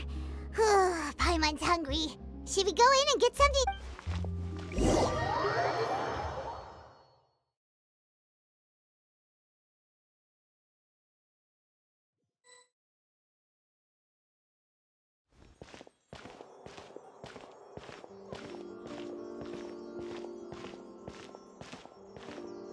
Hey, quick! Look! That's the limited edition, only 16 slices a day cake! It was so delicious the last time we tried it! Despite the tense situation we were in, let's give it another go. I'm sure it'll be great! 1 slice of cake, please. Someone showed up after all! Oh, wait, you're the one from the Palais Mermonia. Oh, are you here to buy cake too? It seems Monsieur Nervalet was right. You really can eat. Wait, did he really say something like that? That's right. Even he has his own preferences when it comes to food. As for me, I love the cake and coffee here. Do you come here often? Usually every day. Every day? It's part of my daily schedule, apart from work. I shall have my cake and coffee. Then what if someone told you one day that this place would be closing soon, and you wouldn't get to eat cake here anymore? What would you think? But why would it close? Well, Paimon doesn't know either, but maybe the waters will rise tomorrow. You know, like in the prophecy. Oh, the prophecy. To be honest, I haven't paid much attention to that. No. Still, even if there'd be no more cake tomorrow, that wouldn't keep me from having some today. No. It's the same for eating in general. You might not be able to eat tomorrow, but if you can do so today, then you should carry on. That's what people call living, you know. Huh. Don't be sad. Excuse me, could I have 2 more slices of cake to go? These 2 slices are for you. Sijuin said that this kind of expression you're making is what humans call being sad. Oh, you know Sijuin? I sure do. She was born before me, and she sometimes comes to the surface to teach us things about humans. She said that humans are creatures that are saddened easily, yes, and you can only lift their spirits by feeding them delicious food. So please try the cakes here. I've got something else to do, so I'll be going now. You two try to stay in a good mood after eating, all right?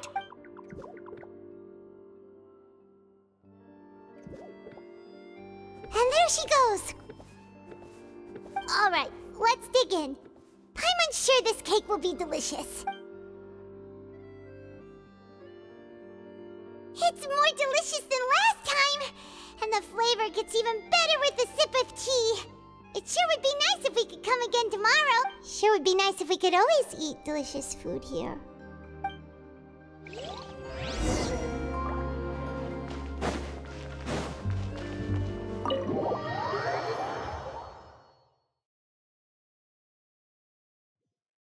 Oh! We're near the Steambird office! Let's go look for Charlotte and have a chat. Wow! If it isn't the Traveler and Paimon! Oh, have you seen the article I wrote about you? Ha!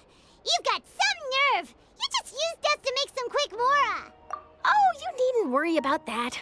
I heard that you were in Poisson some time back, so I sent you a letter to discuss just that. It appears you didn't receive it, though. It's all right, though. I've set aside the amount intended for you. I've even set the table with some food. Really? Oh, you're the best! You're almost a little too easy to win over, Paimon. If I were a journalist with ulterior motives, you'd be in trouble now, you know. Oh, Paimon knows you're not like that. Still, what brings you here all of a sudden? Were you looking for me? When Mona mentioned you, we thought of coming to see you at work. I see. It seems you've already bumped into Mona here in Fontaine. So she mentioned me? What did she say? She said that you're a real daredevil of a journalist. Nice. In which case, can this daredevil journalist dare to request an exclusive interview with the legendary Traveler and Paimon? Huh? So your article in the paper today doesn't count? Oh, of course it doesn't. That was more like live photography. What I'd like to do is dive deeper and ask you to talk about the things you've seen and experienced.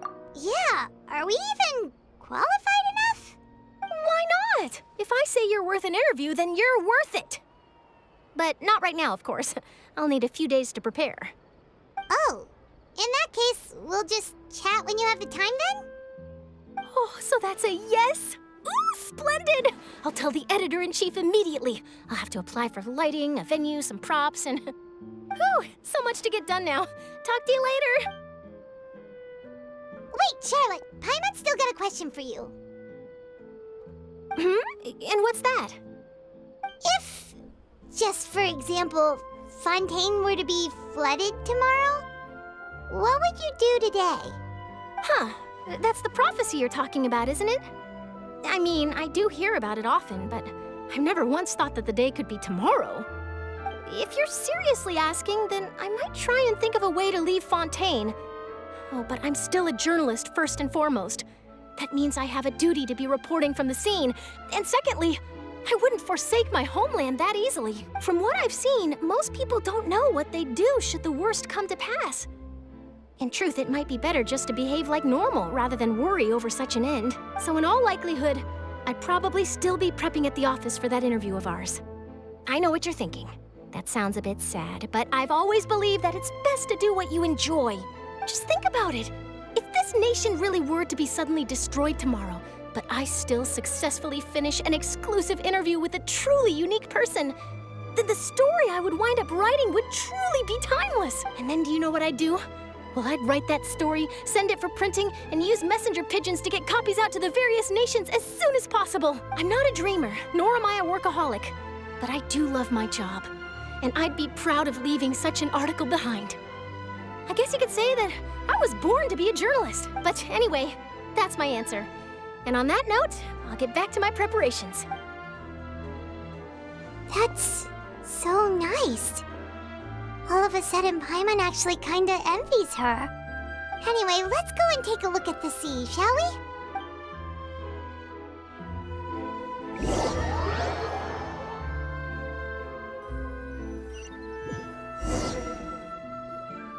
The sea breeze and scenery can be a pretty soothing combo, huh?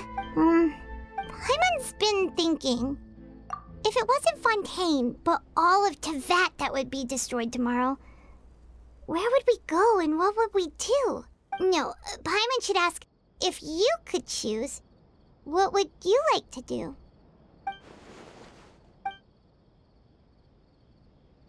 We've always been moving to the next destination, so we haven't spent much time thinking about these kinds of things. We didn't have to either, with us always being on the road and whatnot. You mean, still traveling? Huh. Wait, isn't that what we've always been doing?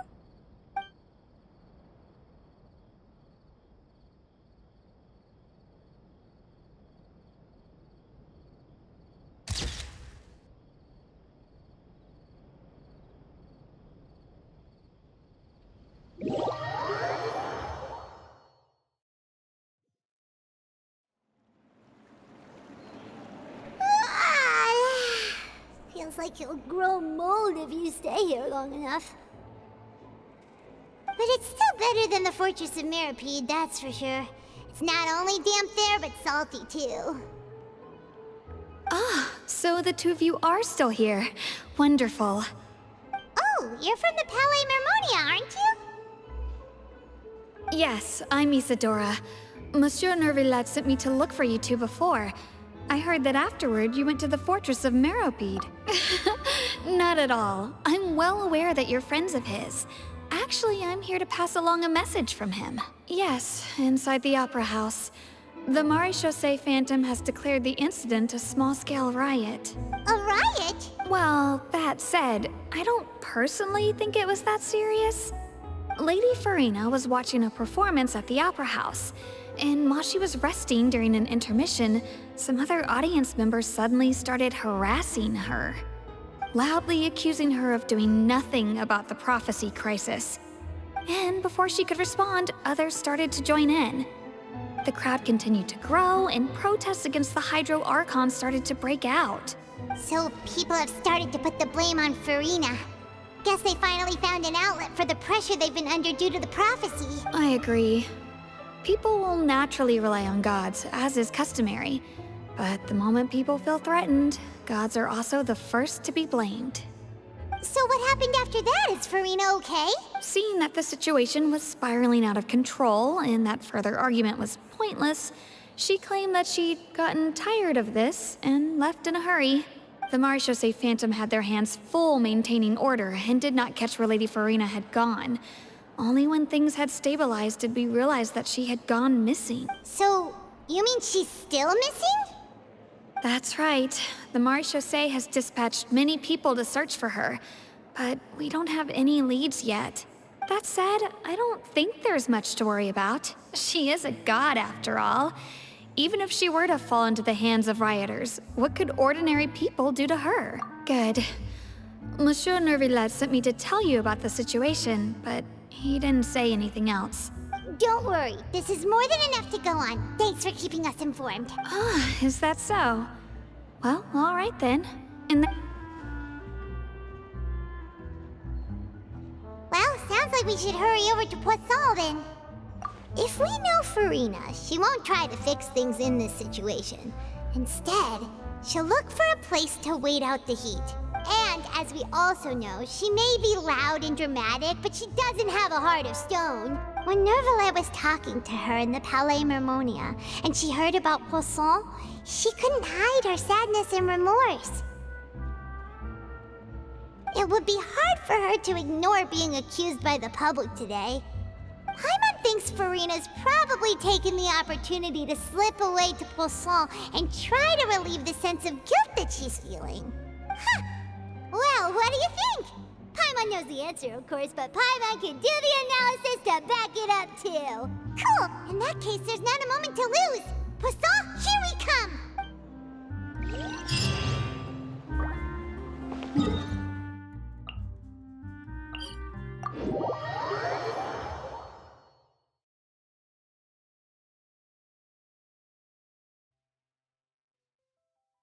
This place looks deserted.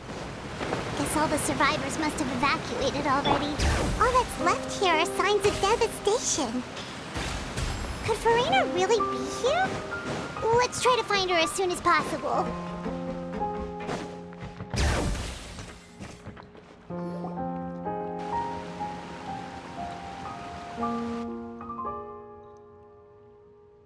Ah, that's Farina, right over there. She really is here all on her own.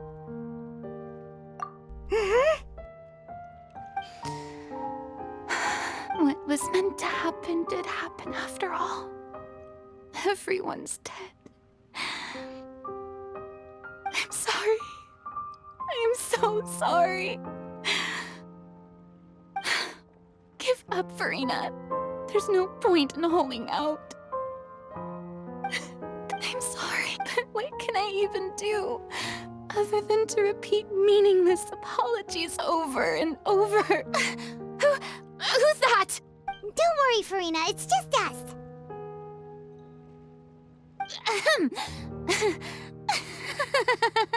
So it is you, blonde traveler from another land.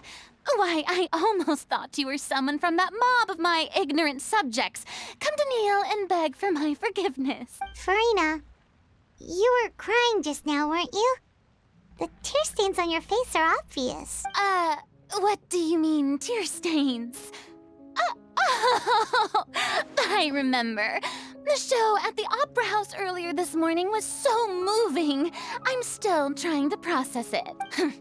Who did that uncivilized rabble think they were, disturbing my enjoyment of the arts?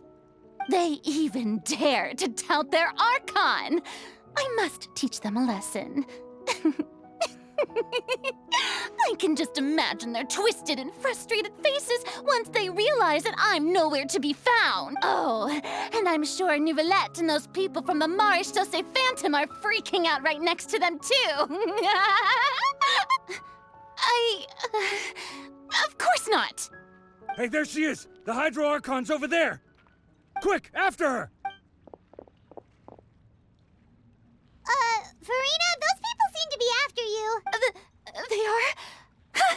They're just some rabid fans who want to cut the line because they haven't been able to meet me in person, aren't they? That's against the rules. I can't let them get their way. Farina just ran off! Quick, we have to catch up with her!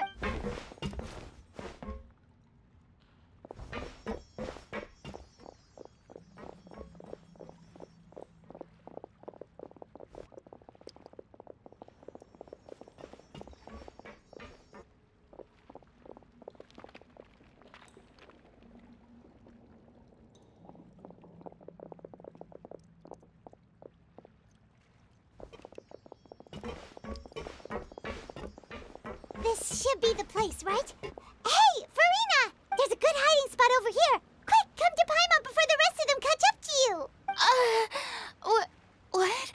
What is this place? Hurry, they're almost here! Fine. I suppose haste is warranted. Lead the way.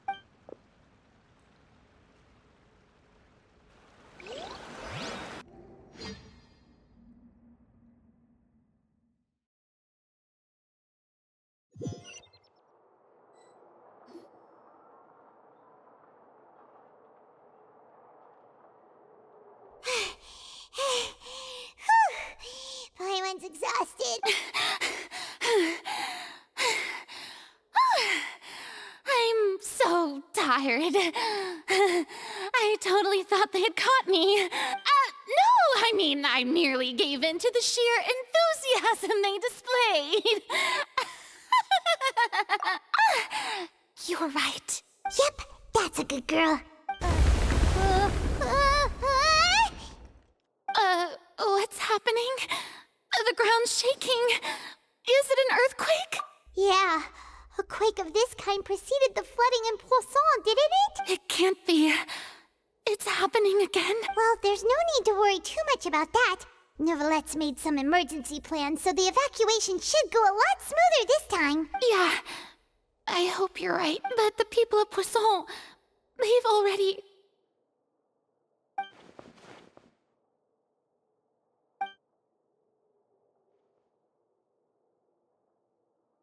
It's true. I've been investigating the prophecy for hundreds of years. I once had informants all over Tevat, searching for clues and feeding information back to me. I've tried all kinds of ways, too, to hold back the sea. Anything to keep the coastline from advancing. But all my efforts proved to be futile in the end. Really, the truth has been clear to me for a very long time. We cannot make an enemy of the divine. No matter what we do, the will of the heavenly principles will have its way, and the prophecy shall be fulfilled. Give up. I do love the sound of that phrase. It would mean finally coming to terms with fate, but also for me to finally be free. Indeed, I've thought about giving up so many times, especially after we almost lost Poisson. Fate is really unreasonable, isn't it? It has no heart and obeys no rules. The prophecy has only just started to come true, and so many people have already lost their lives. But just now, it all became clear to me. I still don't have the right to come to terms with fate on behalf of everyone else. As long as the final moment hasn't come, it's still not too late. Don't worry. I will keep hope alive for everyone until the very end. Well, that's enough for now. I got the impulse to play the stricken maiden, but honestly, considering my rank and station, that wasn't a good fit at all. Don't take any of what I just said seriously. How could I possibly let Fontaine fall to the whims of trivial prophecy? Come on! Paimon could have sworn you were actually being honest just now.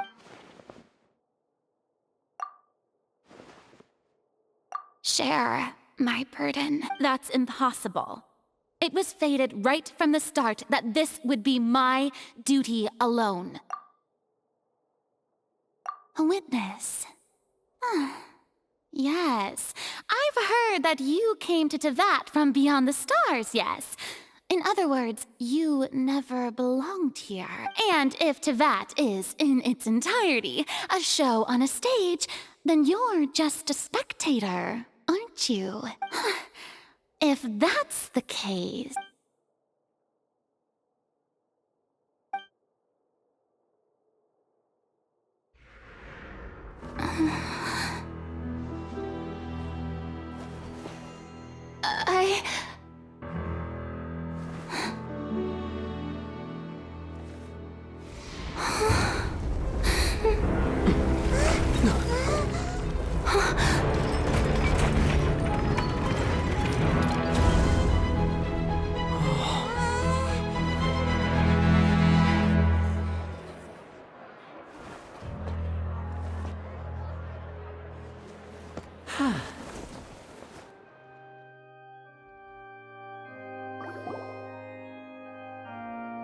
Ladies and gentlemen, this concludes my opening performance. Now, without further ado, we may proceed to the trial of our god.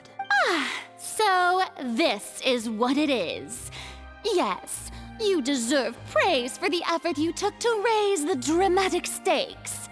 Do not forget, however, that I am Focalor, the god of justice, the embodiment of justice itself. Does it not strike you as even the least bit absurd to bring the very concept of justice to trial? May I interpret these words as your refusal to stand trial? In that case, you will have the opportunity to defend your honor through a duel. You would draw your blade against a god? I see. It seems like you have made up your mind.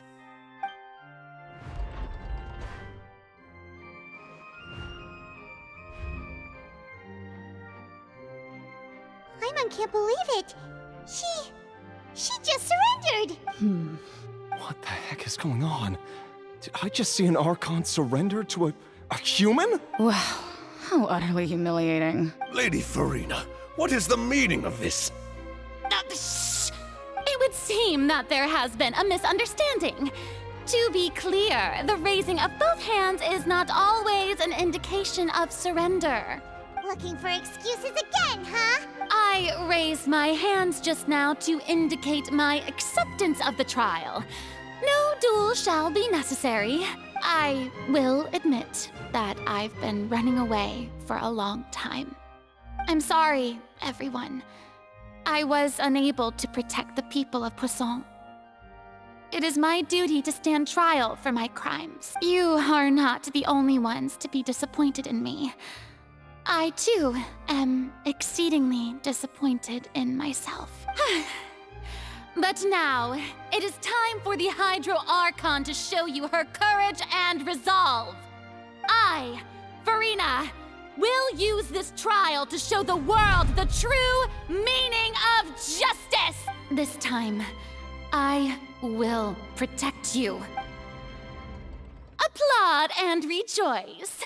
One of the most outrageous and fantastical arcs known to the opera epiclese is now unfolding before your eyes. Mark my words, this shall be one of the most exhilarating and brilliant shows ever to grace the stage of Fontaine!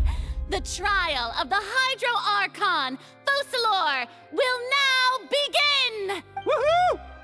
Oh, now we're making history! Why does it feel like Farina just took over the whole thing? Like, come on! Didn't she just get forced to stand trial for her crimes? Also, even though she's still acting super dramatic, she is taking this seriously this time, right? All right, then. Who will be my opponent in this trial? The court asks the prosecutor to please take the stand. Is that so? Very well. Then please speak, witness of Tivat, my accuser and fated opponent.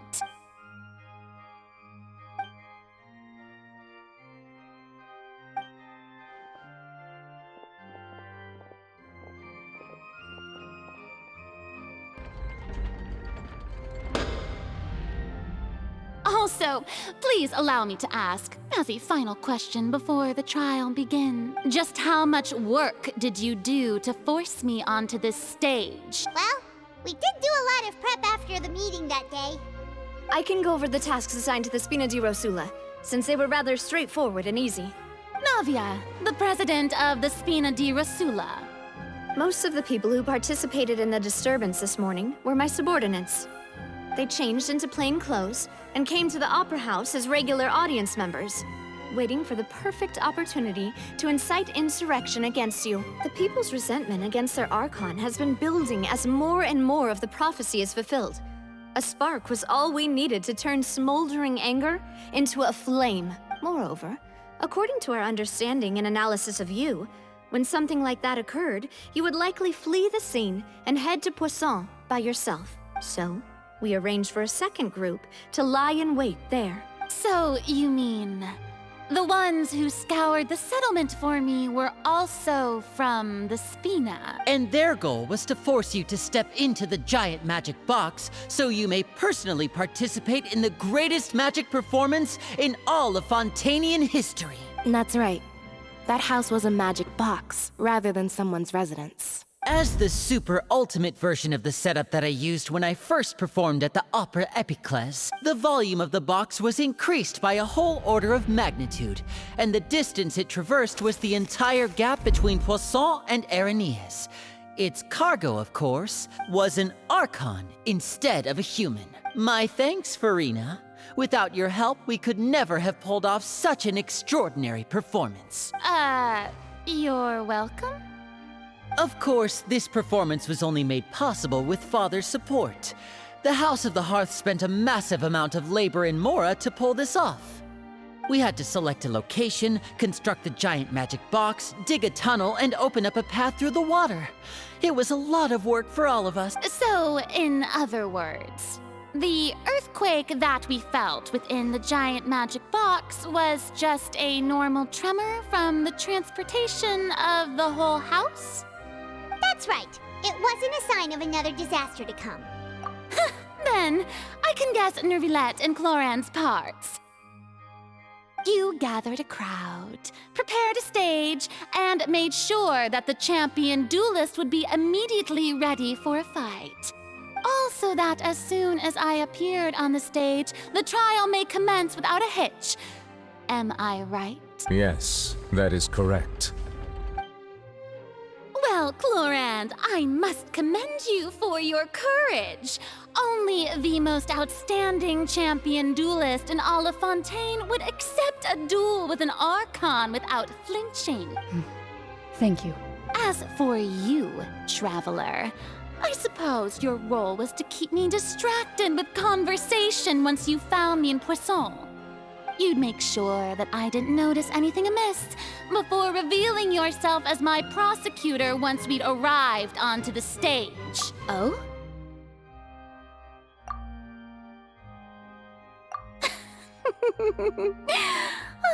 Is that so? Then I suppose I must have missed my final chance. It's fine. It matters not. What's done is done. The stage is already set, so there's no reason to disappoint the audience. Let's see this trial through to the very end.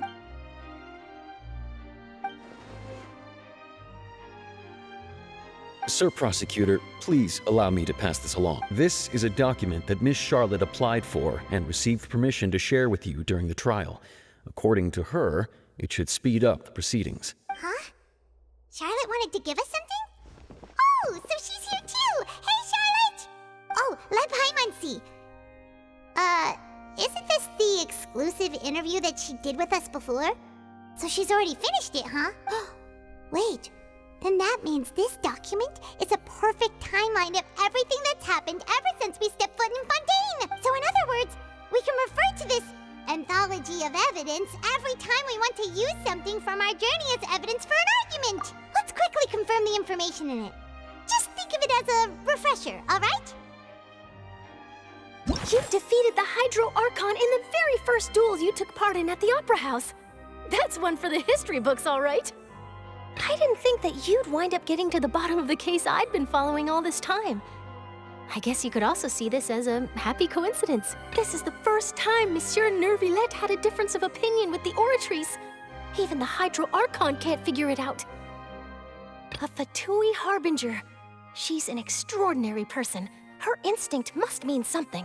The fortress of Meripede was almost destroyed in a single day. That I didn't witness that scene personally will always be a source of professional regret, I think. According to Monsieur Nervilette, both Child and that whale should have been in the primordial sea at that time. I nearly lost my awesome friend Navia.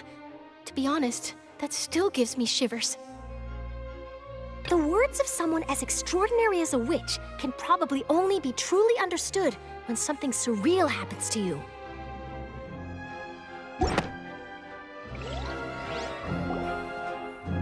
The prosecution and the defense are both in position. The trial shall now begin. Oh, come on, Nervilette. There's no need to repeat all the unimportant legalese. Just fast forward to the part where the prosecution lays out my offenses. As the defendant and the lead actress of this performance, I still haven't even been informed of my supposed guilt in all of this. Of course, it is only natural for humans to struggle to understand the actions of a god. However, you will need more than that to convict me of a crime. That's true. But my charge here is unrelated to your conduct as an Archon. Instead, I would like to charge you as a fraud who's never been the Archon in the first place. Wait, what was that? Lady Farina's a fraud? Hey, I came here thinking that we were going to try the Hydro Archon for forsaking our duty, but did I hear that right? She's not our Archon at all? Charge accepted. Lady Farina, do you plead guilty to the charge? Lady Farina. I plead not guilty. How can I be guilty? There is no way that I, Focalor, otherwise known as Farina de Fontaine, a member of the Seven and the Regina of all waters, kindreds, peoples, and laws of Fontaine, could be anything other than your true Archon. Yeah. Even though Lady Farina can be rather eccentric, isn't it going too far to doubt her very identity? Yeah, I've never questioned her identity either. Sure, Lady Farina can be super irresponsible, but what grounds does that prosecutor have to make such a huge claim? I have cause to believe that common sense will prevail in this case. Many of the members of the audience have known me as the Hydro Archon ever since they were born. There would be no fooling their memory. See? Even the Oratrice has decided to show me its favor. Are you sure you want to commit to a charge that will never be upheld? If you wish to drop the case, I can promise you as the god of justice that you will not have to face trial for making a false accusation. We will treat everything that's happened as a dramatic spectacle and move on with our lives. What do you say to that? Huh. An argument with near impossible odds, huh? We have to not only refute Farina's claims, but also Well, I tried to give you the chance to surrender. If you must persist, then let me ask. If you believe I'm not the Archon, then what manner of being do you think I am? And if I was not the Archon, then how did I manage to live for over 500 years?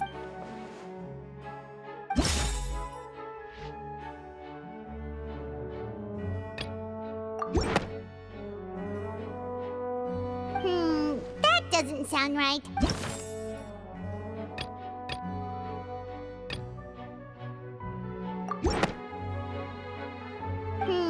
That doesn't sound...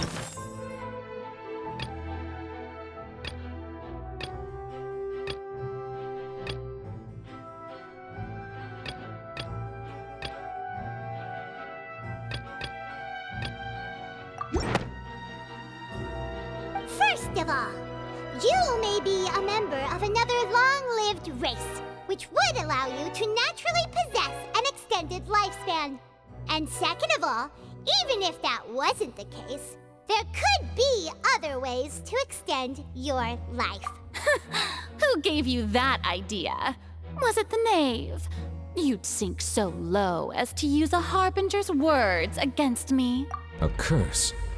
I once thought it possible that the aura of an Archon might naturally resemble a type of curse. But in light of this claim, perhaps what I sensed was not your divinity, but a curse after all. Neverlet sensed it too, huh? Lady Farina is actually a human? Well, it is true that it's extremely difficult to tell humans and gods apart just by looking at them. It's not...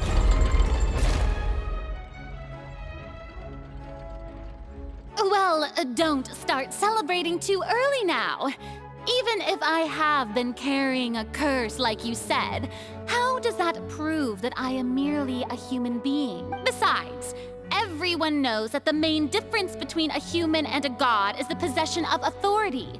Gods can do what humans cannot. That's why they're worshipped as gods. For centuries, manifestations of my authority have served the nation of Fontaine. One need only to turn their eyes towards the Oratrice Mécanique d'Analyse Cardinal in this very opera house, or consider the indemnitium that is used in every aspect of life.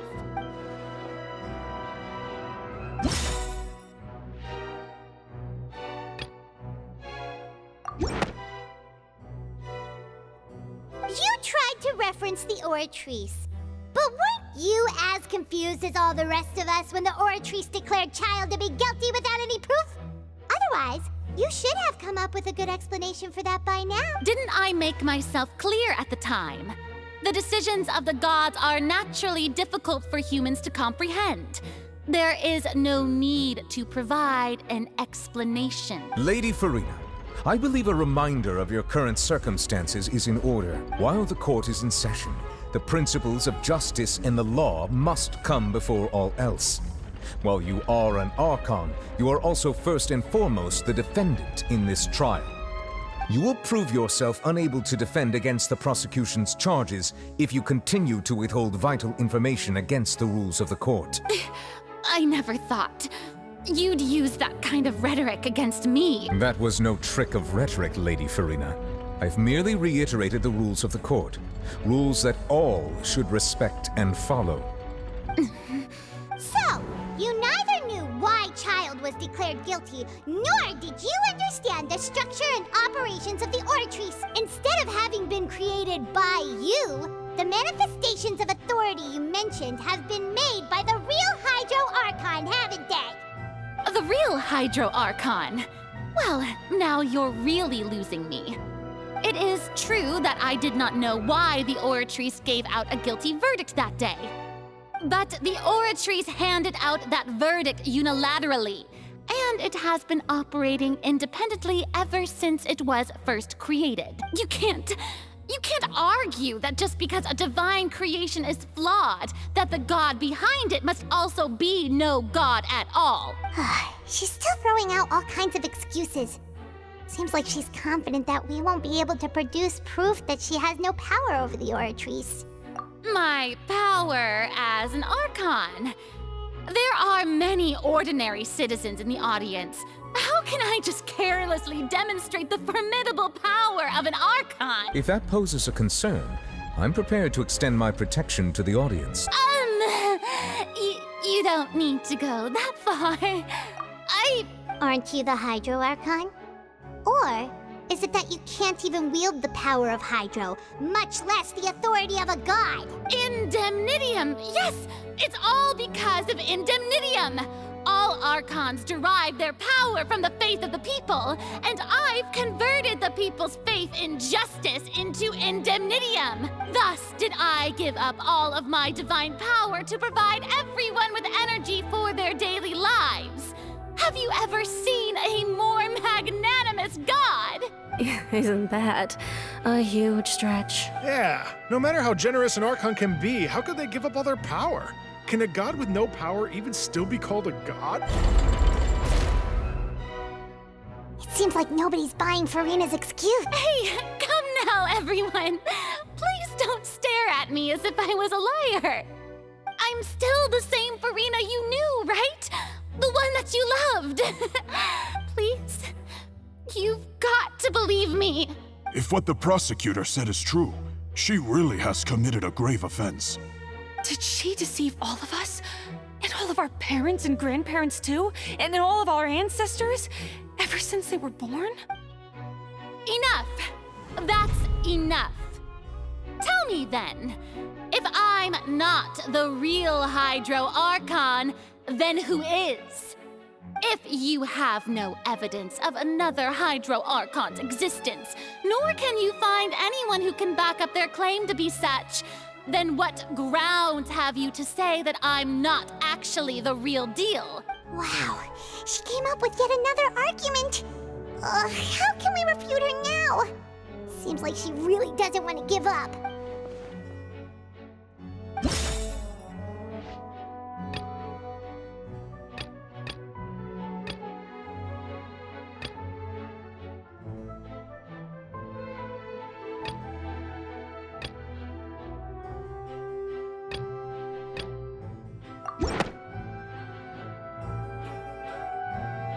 It has been established that all Fontainians can dissolve in water from the primordial sea.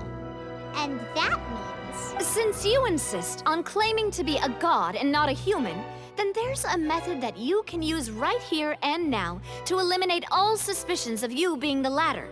Miss Navia, please apply to serve as a temporary attorney for the prosecution before addressing the court. Though you act in partnership with the prosecutor, you must still adhere to proper procedure. Super sorry, Monsieur Chief Justice. I swear this really will be the last time that I'll speak out of turn. Now, I've brought some seawater from Poisson. As everyone knows, a massive flood struck the area not long ago, taking many lives, including those of some of my closest friends. So, Miss Farina, would you dare to touch some of this seawater? If we are to believe that you are indeed the real Hydro Archon, touching this seawater would have no effect on you. All it should do is strengthen your case. But if you don't dare to touch it, then we would have basically proved the reverse. Oh, and I must remind you that after the disaster at Poisson, nobody wants to see any more people dissolve. I do hope you'll act prudently and choose the simpler path of admitting guilt. Navia from the Spina di Rasula. The Spina has governed Poisson for many years. I guess her suggestion is valid. If Lady Farina is indeed just a human, she's probably Fontainian like all the rest of us. Would she really dare to try?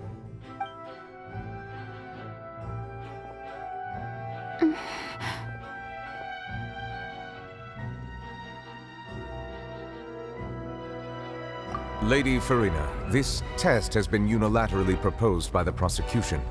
As it falls outside the realm of standard court proceedings, you possess the right to decline participation.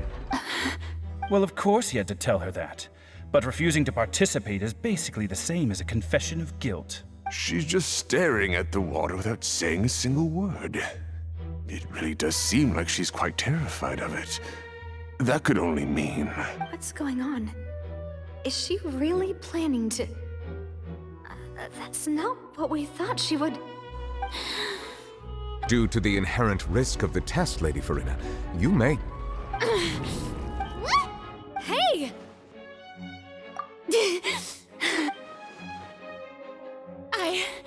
I'm fine!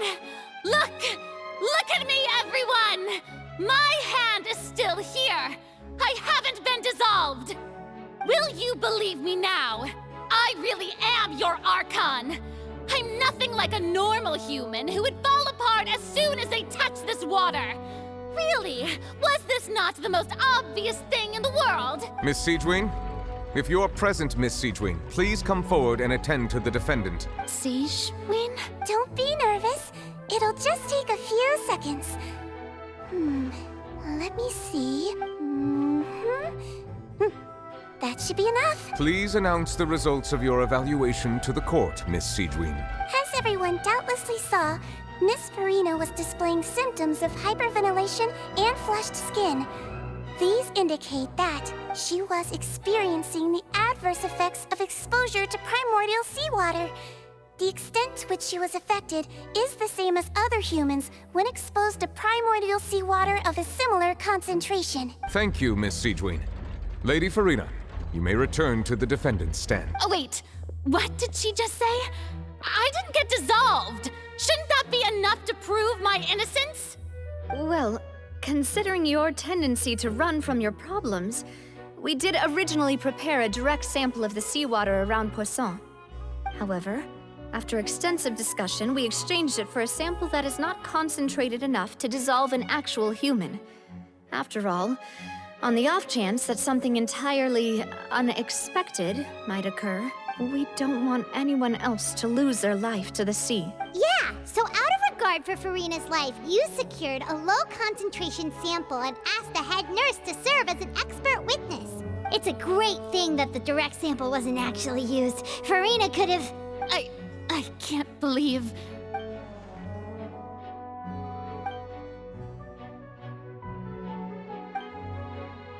Listen to me, everyone! Please don't give me such cold and disdainful looks! What happened just now didn't prove a single thing! Think about it! How can you conclusively prove that an Archon can't also be affected by the primordial seawater? Also, if I was really just a human, why would I dare to just put my hand in that kind of water?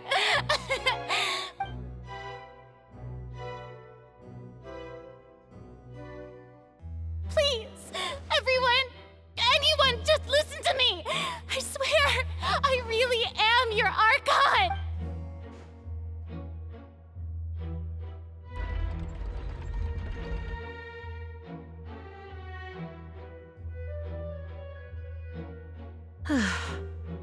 I don't think anything she says at this point will sway anyone. The odds are just too stacked against her now. With all the things that have been said, Paimon doesn't think there's any way left for Furina to win. I believe the time for arguments and presentation of evidence has come to an end. If there are no objections, we will move on to the final judgment.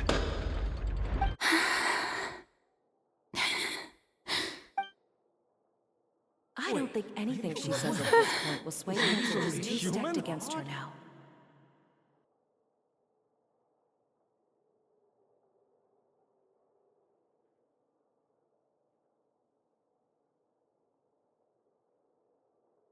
In my capacity as Chief Justice, I shall now render judgment on Furina's misrepresentation of herself as the Archon of Fontaine. As a human who knowingly deceived her fellow citizens, Furina is guilty.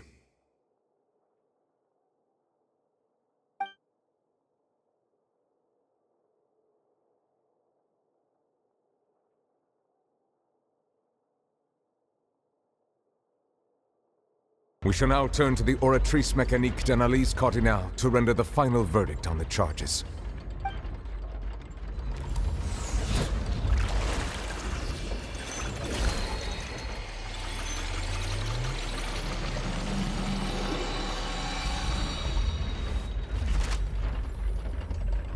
According to the judgment of the Oratrice Mécanique d'Analyse Cardinale, Furina is... Well, what's wrong? What's the Oratrice's verdict? No, the Oratrice also displays a guilty verdict. Isn't that correct then? However, the exact wording of the verdict is thus: the Hydro Archon, guilty, to be punished via the death sentence. The death sentence? That's actually one of the available sentences? I've always thought that it was just a myth. The one and only time the death sentence has been handed out at the court, and it's been given to the very person we've worshipped as the god of justice? What an unexpected twist. Furina's been sentenced to death by the Oratrice? We just wanted to use the trial to show her the seriousness of things so she'd tell us the truth. How did things escalate this quickly? This outcome is indeed quite strange. According to Fontaine's current definitions of justice, as well as its recommendations for criminal sentences, is this sentence really appropriate for the crimes that have been committed? Yeah! Even Vacher wasn't sentenced to death by the Oratrice. You know, the real evil mastermind behind the serial disappearances case. Indeed. Not only is Furina's sentence overly excessive, the very point of our trial today was also to prove that Furina has never been the Hydro Archon in the first place. But now, the Oratrice seems to have deliberately invoked the title of the Hydro Archon. What does this mean?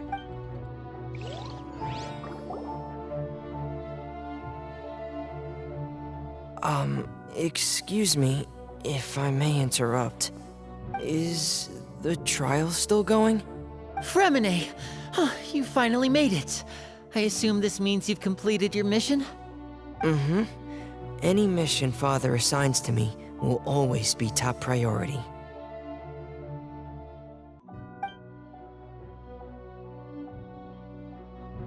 Is that the first prophecy slate?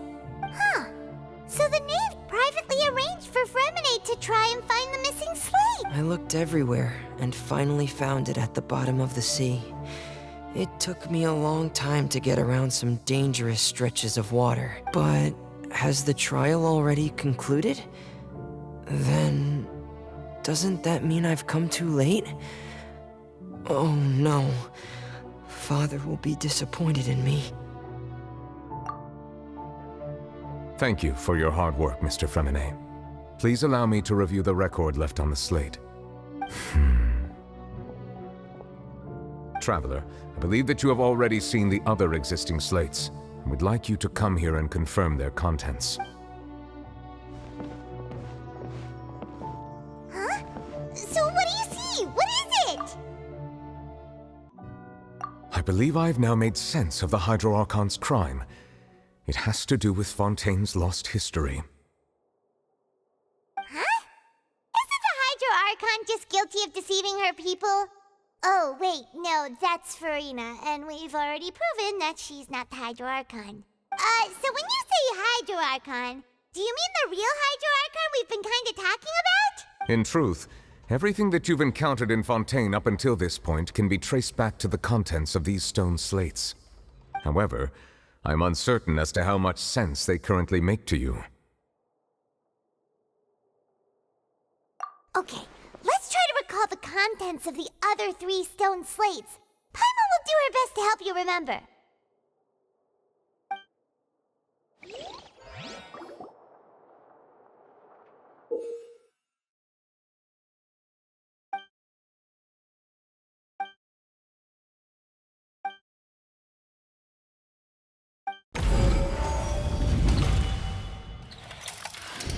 The first stone slate describes what you just said.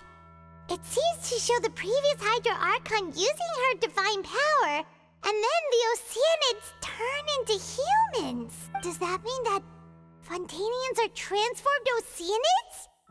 Oh, Paimon wasn't expecting that. But if Oceanids can turn into humans, then perhaps this process can be reversed as well. The second stone slate shows Celestia floating in the sky, and the Hydro-Archon and her people worshipping it together. But the heavens still brought judgment down upon them. This must be the point when the Hydro-Archon and the Fontainians were branded with their original sin. Does this mean that the original sin and the Hydro-Archon sin are the same thing? The third slate shows the Hydro-Archon seeking into the sea surrounded by many people. That reminds Paimon, didn't we also watch that happen to someone else? Well, the fourth slate is the prophecy the Fontainians have been talking about. People dissolving into the sea, the Hydro-Archon crying on her throne, and so on. We didn't believe that such a crazy disaster could happen at first, did we? But after that incident, it was just a question of when and not if.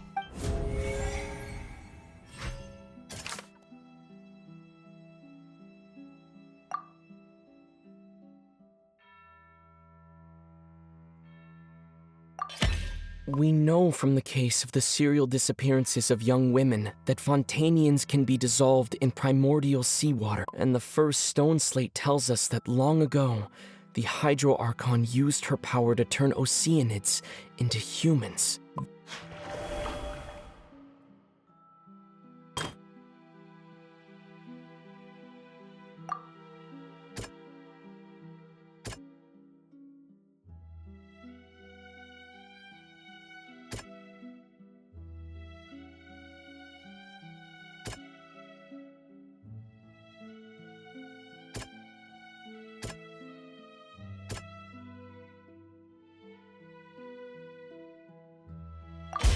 Perhaps what is about to take place has all happened before, and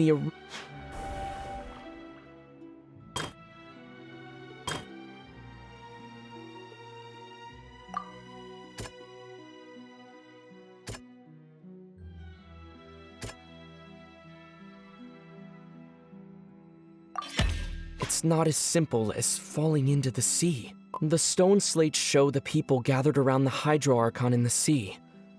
Could that be alluding to the same thing?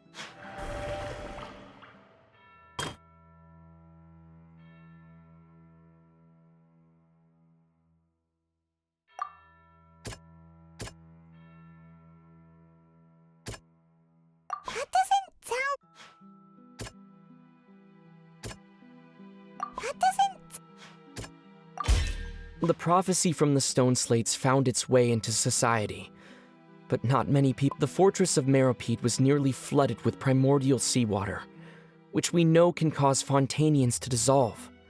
if we hadn't dealt with it in time. They'll dissolve into the primordial sea but won't cease to exist. Their essence will flow in the seawater, converge, and take the form of an Oceanid.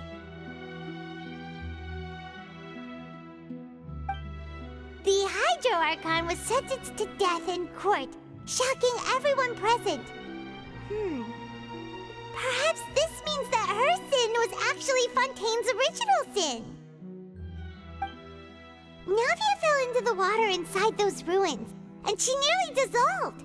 She was surrounded by the people of Poisson in a court within her consciousness, and was forced to take part in a trial meant to make her stay. The eruption of the primordial sea at the fortress of Meripede was the surest sign that the prophecy was about to come to pass no matter what. The stone slate's contents can all be verified by recent events. If we combine what we know together, loads of truths should come to light.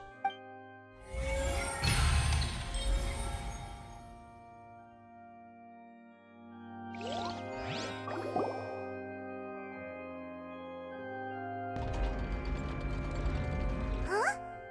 Oh, Paimon gets it now! So that's how you can make sense of it. But then it feels like we're going to have to share some truly shocking revelations. Let's hear them. Incredible. Linny, did you hear that?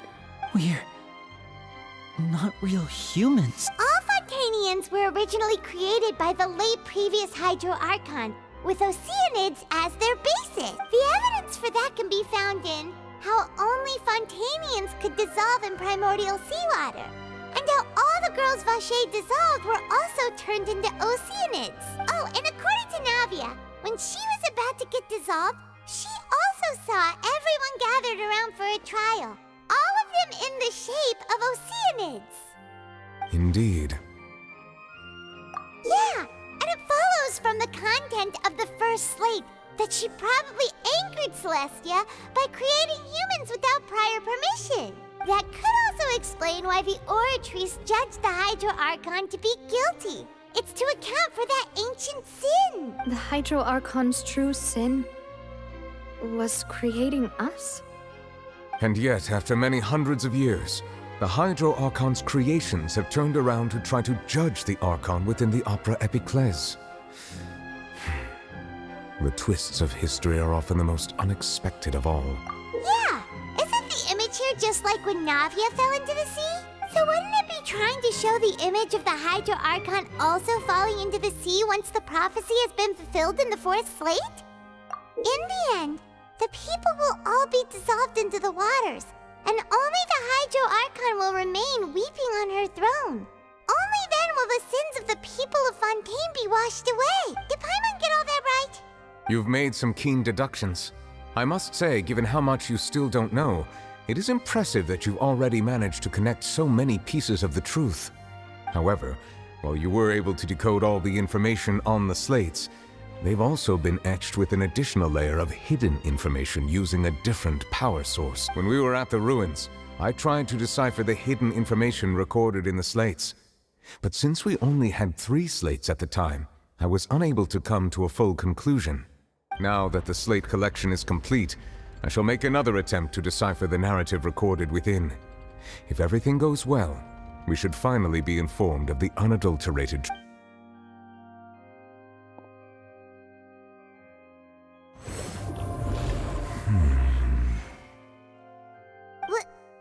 Well? I believe I should share this truth not only with you, but with all the people of Fontaine as well. I will try to briefly summarize it for you. Your hypotheses regarding the origin of Fontainians and the sin of the Hydro Archon were both correct. In the Fontaine of old, the previous Hydro Archon sensed the yearning of her Oceanid familiars for life on land. The Oceanids were enamored with the beauty and romanticism of human beings, and wishing to have those experiences for themselves, expressed to the Hydro Archon their desire to become of a similar kind. However, even though water as an element is intricately linked with the power of life, the Hydro Archon as one of the 7 did not possess the authority to create a new form of human life, not one to give in. She eventually found a way to create permanent humanoid bodies for her familiars by appropriating the power of this planet's primordial sea. She poured primordial seawater into the Oceanid's blood vessels, creating humanoid mimics in the process. But if Fontainians were to ever come into direct contact with water from the primordial sea, the power within their bodies would escape these artificial restraints and return to the sea. As a result, their forms would collapse, and they would be reverted to their original forms as Oceanids. Of course, the Hydro Archon never received permission from the heavenly principles to create a new human race. And thus, the Hydro Archon and all of her creations came to shoulder the original sin of appropriating the power of the primordial sea. That is the true history of how the people of Fontaine first came into being. So we were all Oceanids before we turned into human beings? That's way too much information for me.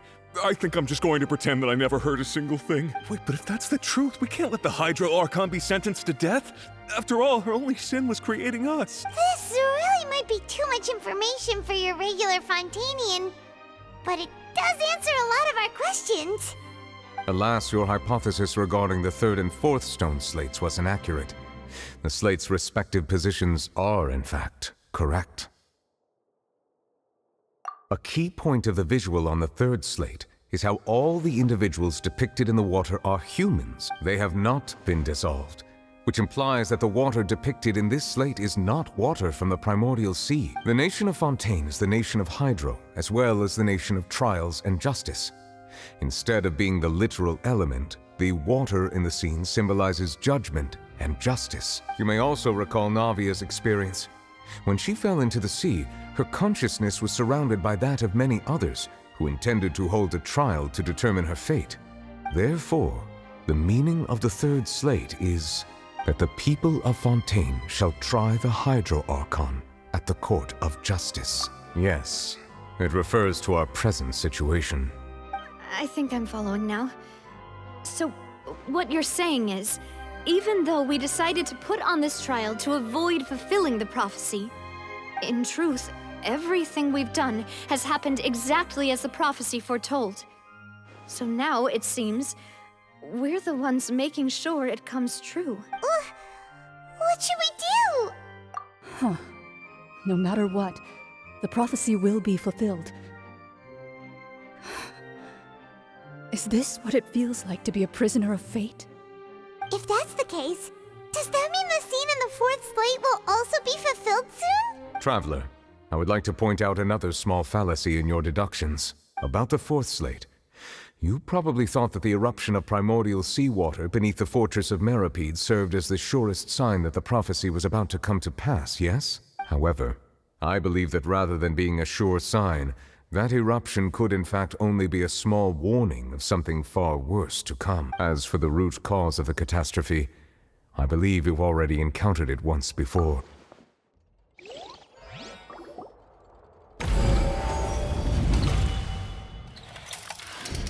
This eruption was just a small warning of the things to come. We must find the root cause of the disaster.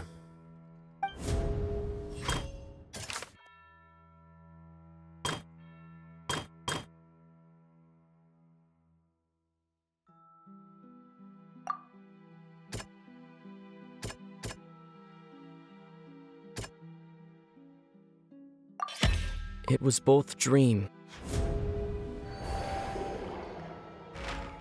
If we're talking about a true culprit, that could only be that thing inside the primordial sea, right?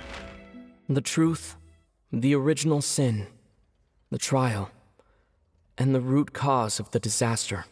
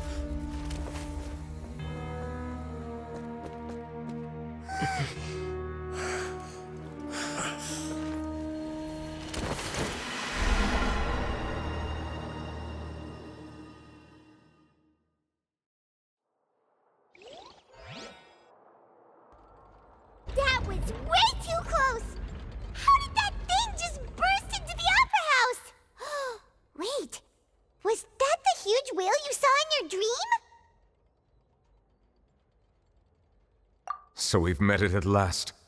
I understand very well why it has chosen to make an appearance here. That whale does not belong to Tevat. It is a monster that has traversed the stars, weeping all the while. It has been greedily consuming the energy from the planet's primordial sea, using it to grow. That is the main cause for the rising sea levels. And once it has finished consuming all of the energy contained within the sea, its next step will be... You said that when the Hydro Archon first created Fontainians out of Oceanids, she filled their blood vessels with primordial seawater. Precisely. That whale finds the blood of Fontainians nigh impossible to resist. Therefore, when it left the primordial sea, it decided to make its next stop a packed opera house full of food. Food in the form of Fontainians.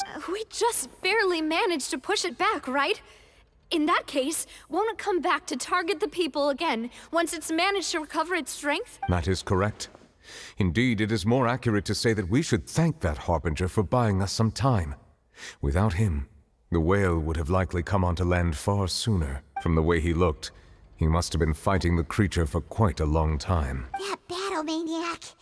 We've always known that he had a special connection with that whale, but we definitely didn't expect it to help us out like this. Anyway, now that we know that this whale is the actual cause of the disaster recorded in the prophecy, all we need to do to stop the prophecy would be to find a way to beat it up, right? It is too late.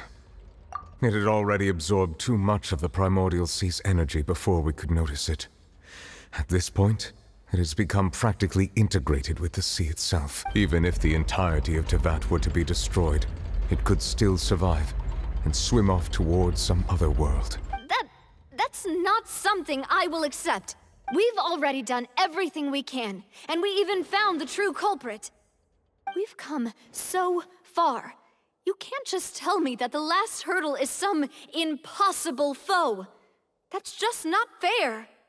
Indeed, that's not how a grand performance should end. I'll fight it to the end, no matter what. So the prophecy will be fulfilled no matter what, huh?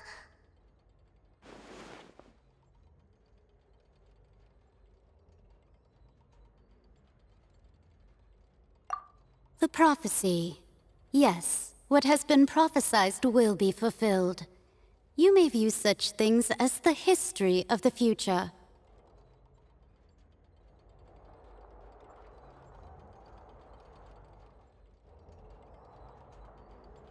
Just as prophecies are usually only the future as seen from the perspectives of the gods, could things be happening in hidden corners where the gods' gaze does not fall? Ultimately, fate shall serve as your only guide, no matter what will happen in Tevat's future. All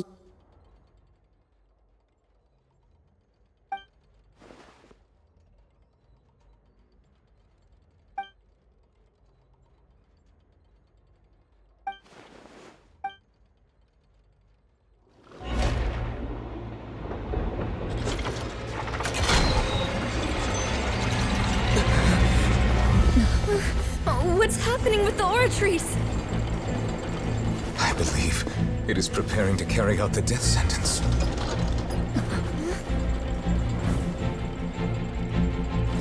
Farina!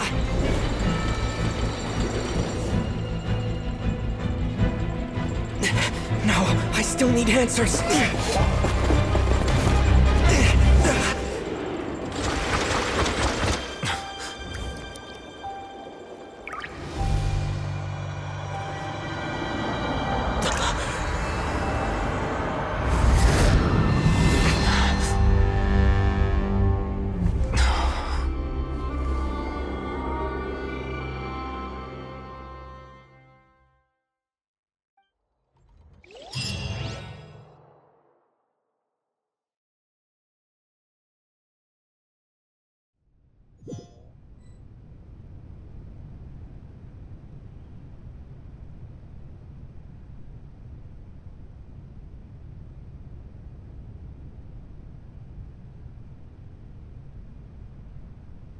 You...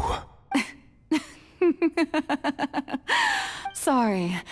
That shocked expression on your face is just too amusing. I couldn't help myself. You are not Farina. Who are you? Ah, the sweet sound of bewilderment. Marvelous. A sure sign that my attempt to deceive everyone was a resounding success. But to answer your question, I am Focalor. You know, the god. Focalor? Why did you deceive us? Oh, that wasn't my goal, of course. Goodness, no. But I had to fool everyone else too, if I was to stand any chance of deceiving the heavenly principles. Deceiving the heavenly principles? It's all because of that pernicious prophecy. Dreadful, wasn't it? Everyone doomed to dissolve. Fontaine condemned to be flooded.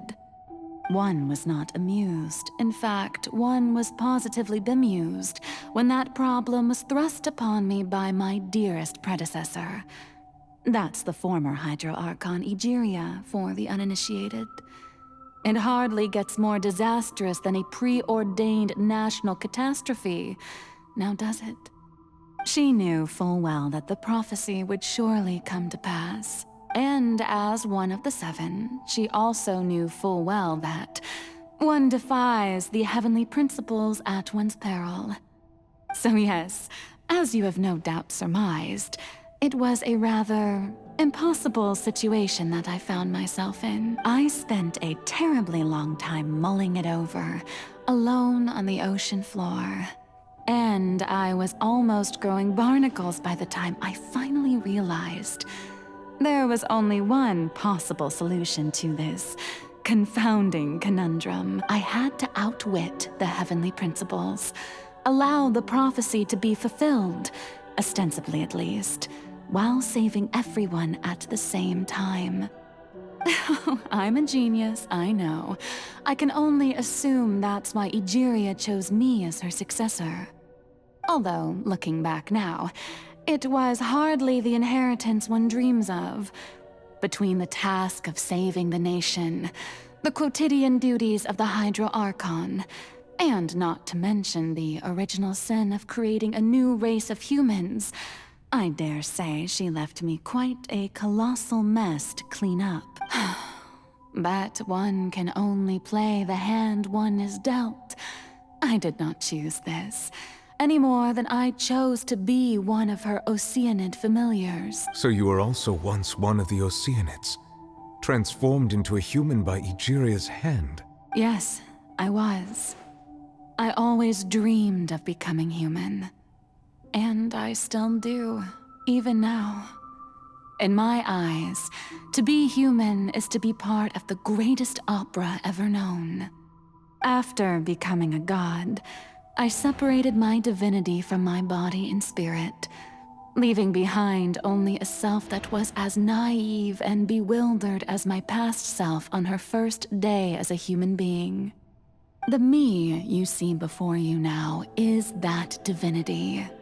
And the human counterpart I left behind, I named Farina. She could feel joy, sorrow, and everything in between. She could be as vain and conceited, or as meek and vulnerable as she wished.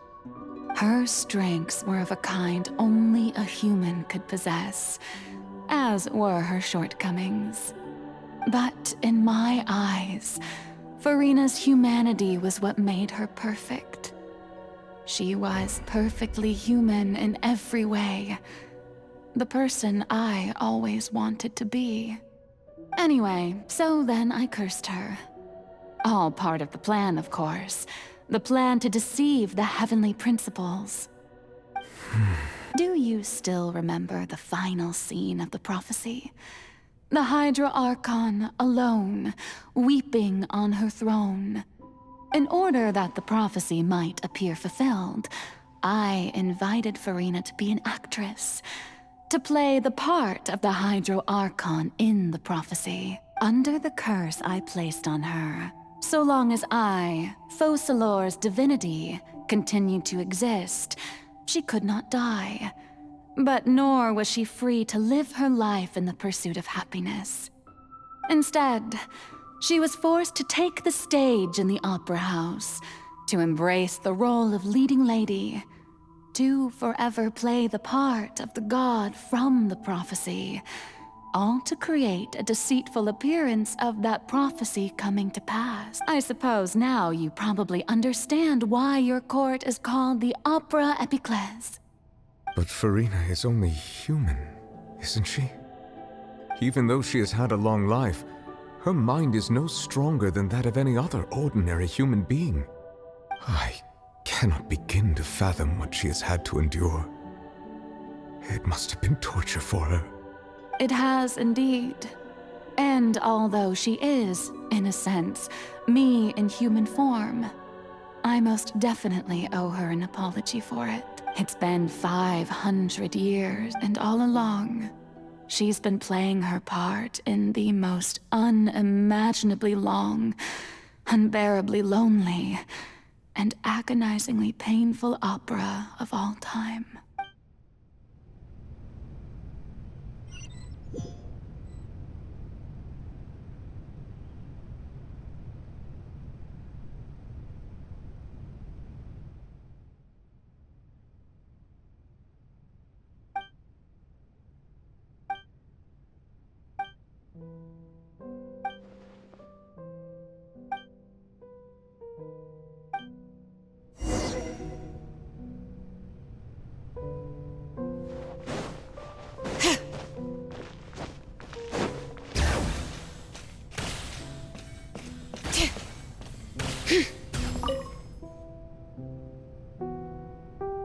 Oh, who permitted you to come onto the stage?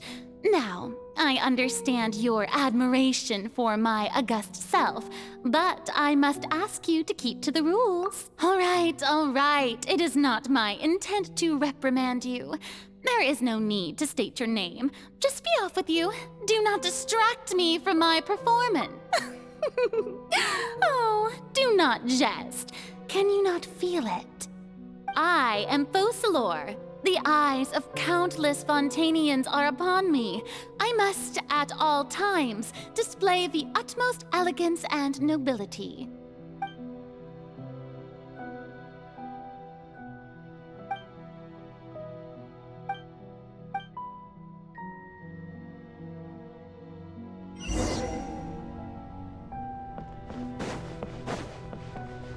Dear audience, the performance is experiencing a technical difficulty, but worry not. The guards shall resolve it soon enough.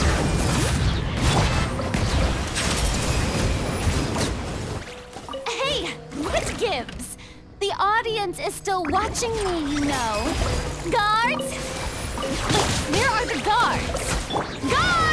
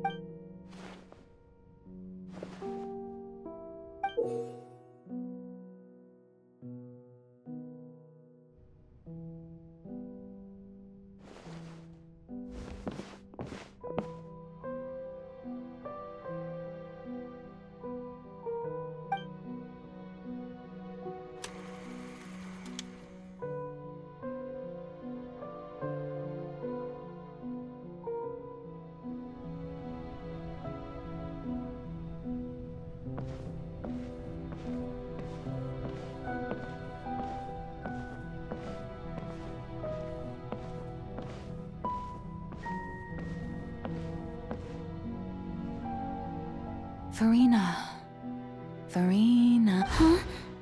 Who's that? Who's calling me? Where are you? Be not nervous. Be not afraid. I am before you. Wait a moment. You're mirror me? How can this be? Mirror you, huh?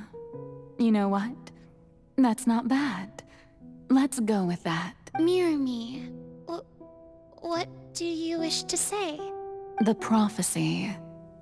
Have you heard of it? What prophecy? Wait. I know. I think. I don't know why, but it's in my head somehow. The people will all be dissolved into the waters, and only the Hydro Archon will remain, weeping on her throne. Only then will the sins of the people of Fontaine be washed away. Oh, very good. You know it well. What's going on? I can't seem to remember anything clearly. The only thing I know for sure is this prophecy. Yes, it will. And that is why I've come to you. Disaster will come to Fontaine sooner or later. But doesn't that mean everyone will die? I'm a Fontainian just like them. Will I dissolve too? Oh, don't worry. Magical meetings exist in this world precisely to give people a chance to turn things around. It is the reason why you met me today. I will tell you how to save everyone, but you may have to suffer somewhat. Oh, so there's still hope after all. Goodness, you frightened me. You spoke so much and with so much certainty. As for the suffering, well, I will admit that the first thing that came to mind was, why do I have to be the one to suffer? But if the prophecy will come true, I'll also die anyway, right? So if I've already met you as my magical meeting in this world, if there were scales, with all the people of Fontaine on one side and my pain on the other, is it not obvious where the scales should tilt? You truly are the perfect human, my ideal. I suppose this would also be the justice that belongs to you. Huh? Don't worry, it's nothing. Listen well. Fontaine has just lost its Hydro Archon. I need you to play a role, that of the new Archon. Play as a god? That's right. You must begin a never-ending masquerade.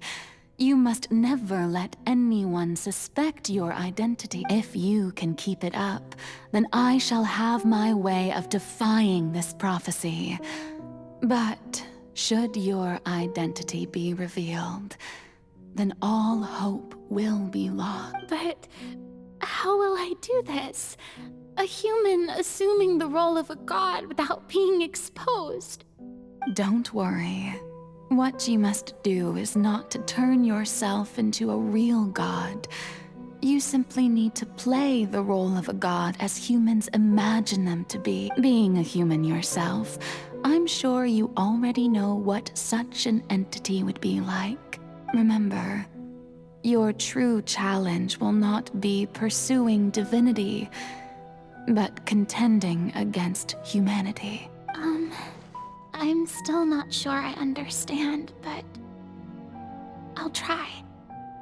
I'll try to do this. So, how long am I going to have to play this role? To accomplish this mission, you will have to stay on the stage for many, many years. You will endure and not grow old until your task ends.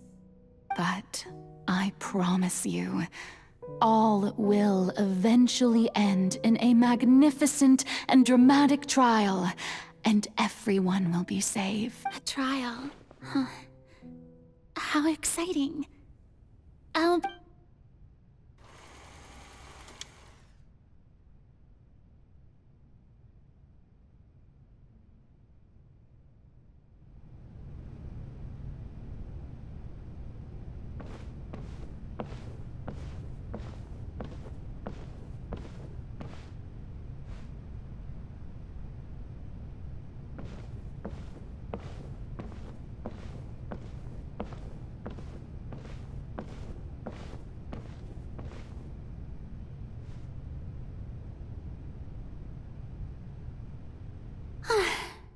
The Maison Cardinalise has announced my accession, but this is my first time facing the people. What should I say to most appear like a god? To be honest, I still don't know. Ladies and gentlemen, good evening, and welcome to the Opera Epiclese. I'm sure you've all heard about how I have taken on the role of Hydro-Archon. Indeed, I am Farina de Fontaine, your new Archon. In truth, I know little about becoming a nation's new god, but it will be my honor to guide you all. As the god Focalor, the god of justice, I shall do all within my power to lead you into an age of fairness and justice. Once again, thank you all for coming. If you should have any questions or suggestions, please send them to the Maison Cardinalise. The future of Fontaine will require us to work together, after all. This should do it. I thought I might stammer, but thankfully, I was able to convey my thoughts just fine. Okay, and next. That's the new Hydro-Archon. Is this some kind of joke by the Maison? I would have thought that a being that surpasses humanity would be a bit more assertive. Hey, did you hear that? She even told us to send her suggestions there at the end. Shouldn't gods be all-powerful? She's being so modest. What's the difference between her and an ordinary person, then? If you ask me, perhaps the succession didn't actually happen. She might just be a Maison-backed puppet. Wait, what's going on? Why is everyone suspecting me of being a fake? Oh, this is bad. If I get exposed here, there'll be no saving the people from the prophecy. Right. Mirmi said that I just need to play the role of a god as humans imagine them to be. Calm down, Farina. Think. What do the people want? How would they imagine a god to speak and act? Assertive, with a strong sense of presence. One who can dispel all doubt. That is the character I'm fated to play.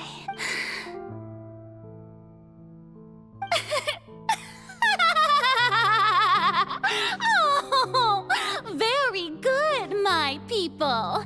Only ones such as you are deserving of my rule. Now, I was wondering if some weak puppet were to one day come onto the stage and claim ownership of this opera house, would the children of Fontaine follow them? Well, it seems that you would all see right through them. Having passed my test, you are qualified to witness wondrous trials alongside my august self, here in this opera house. You may consider my previous act a door gift of sorts. I thought it was a debut that suited the atmosphere. Now then, let us be reintroduced. Ah, so that was just a performance. How could I have forgotten that we were inside an opera house? Her personality. It's quite shocking, to be honest, but I suppose it's a better look than before. Such a fascinating and bold deity. How wonderful! Our future may yet be bright after all. It seems I've turned them around. Best follow this flow and restart my accession. My dear people, whether you acknowledge me or not, whether you trust me or nay, I say to you, keep faith in your ardor for justice. We have heard it said that this nation's sins can no longer be washed away. Well, I say that justice is most fragrant when it blooms amid sin. The scales of justice should not weigh heavy in the hands of its God. On one side, it must carry fairness and justice. And on the other, praise and applause. May law be the prayer on our lips. May judgment be our worship. Let us light the fires and drink to the future of Fontaine! There is no trouble in this world that justice cannot solve. All that is needed is for you, my people, to believe in it heart and soul. So long as I, the Archon Focalor, stand within the Opera Epiclese, so long as I stand before the Oratrice, I shall even judge the gods of this world!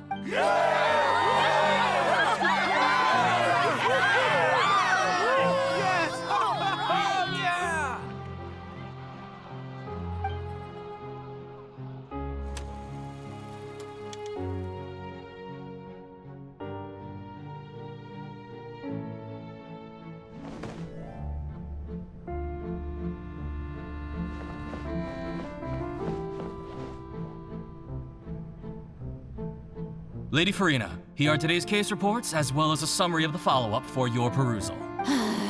Come now, was I not just at the Opera House in person? Leave these kinds of things to Neuvillette. Besides, none of these trials were the one that I'm looking forward to the most. If I may be so impertinent, what kind of trial are you truly looking forward to?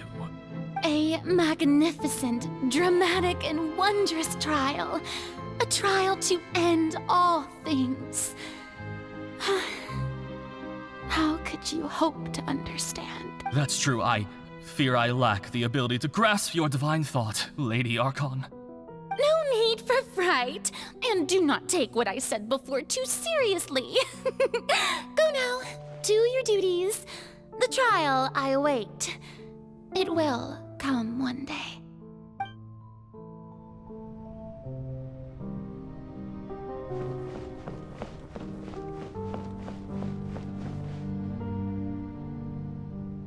Lady Farina, I don't know what to say.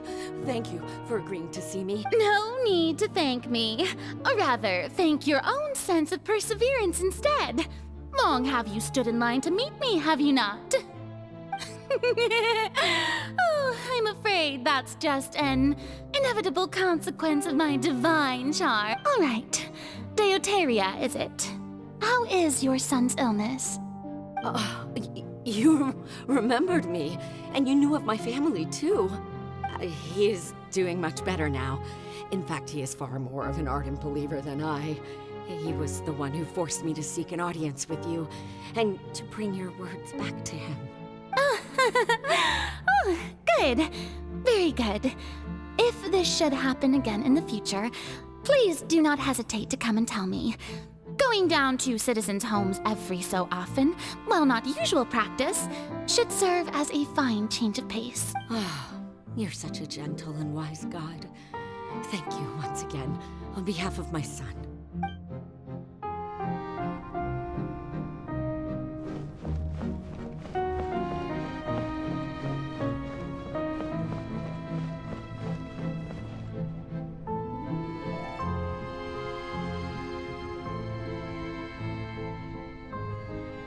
Lady Farina, here are the latest hydrological reports.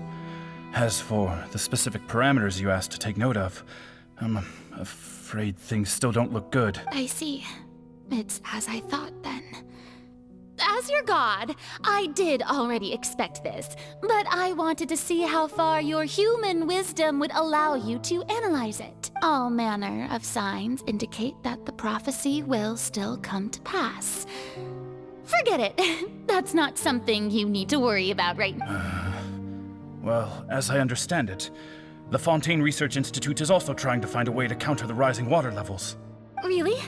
Have they found anything? I'm afraid that they haven't found any effective solution thus far. Oh, is that so? Well, no wonder. This issue has reached the realm of the gods, after all. Still, their spirit is praiseworthy.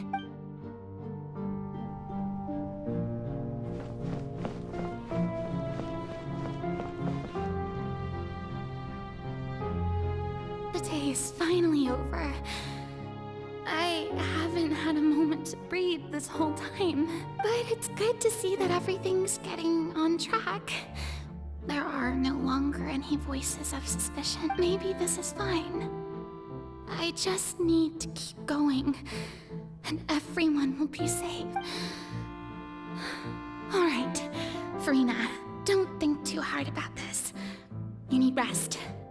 Tomorrow's a new day.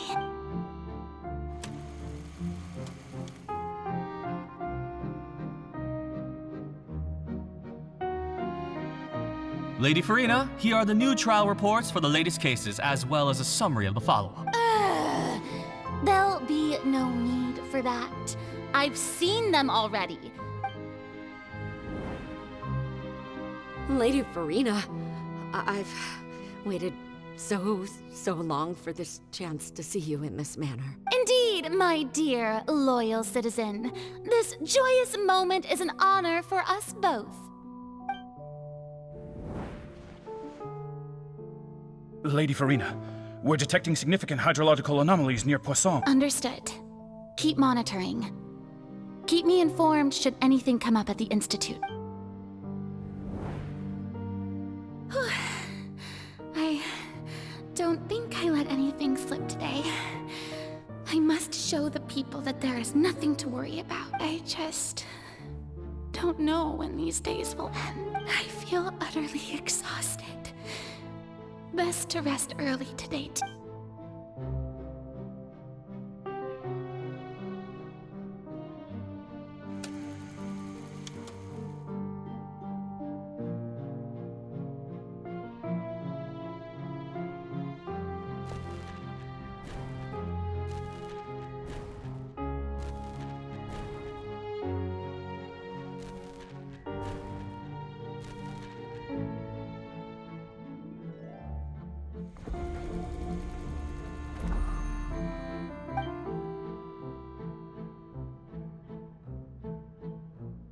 Lady Farina, it's like a dream. I've heard that the first member of our family who was honored to receive an audience. And what a fine family yours is indeed. It brings me great joy to meet such a faithful believer. A descendant of a line most ardent. Surely you exaggerate, Lady Farina. My lady? What is it, good citizen? Are you crying? Oh, really now? I didn't even notice. This must be the overflow of hydro from my person. Well, can't quite help being the god whose dominion is the waters. No wonder. No wonder. A manifestation of your power, then. Oh, Archon, I am honored to have witnessed it. Honored indeed.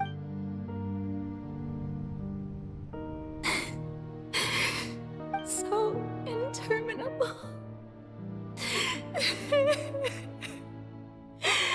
So lonely. Just hundreds of years must have passed by now. Perhaps the show must go on for hundreds more. I never imagined that it would hurt so if I reached my limit. I want to tell someone, anyone, about this. I've conducted so many investigations across the centuries, but there's not even a sliver of hope that we might break the prophecy. All I can do is keep heart. I must maintain this act. It is the only way to save Fontaine. Please, mirror me. You have to succeed.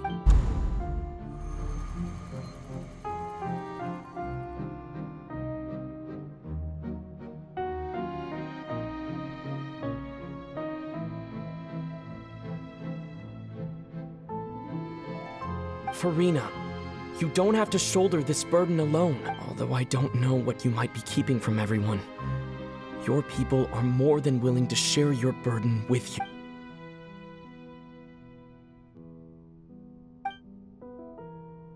Share. That's impossible. It was fated right from the start that this would be my duty alone. But even if your burden doesn't need to be shared, you can still choose to confide in someone. Just share it with me.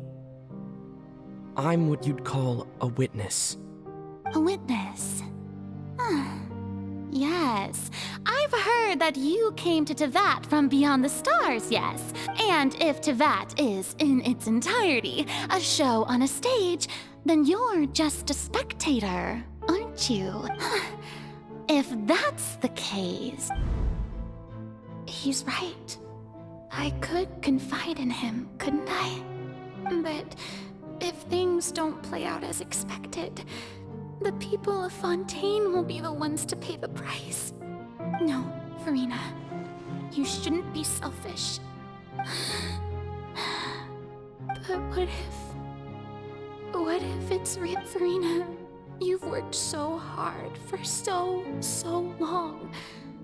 Surely it would be okay to put yourself first for once. Is it such an outrageous thing to do anyway?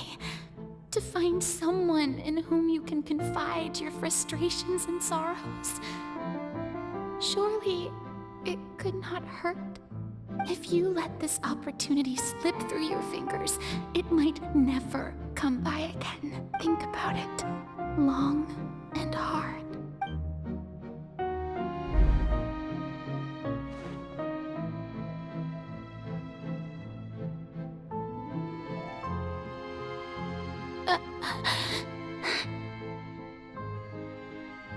No, I have nothing to say. I am Farina, the Archon of Fontaine. Everything will surely get better. All you need to do, dear spectator, is to witness my performance until the curtains fall.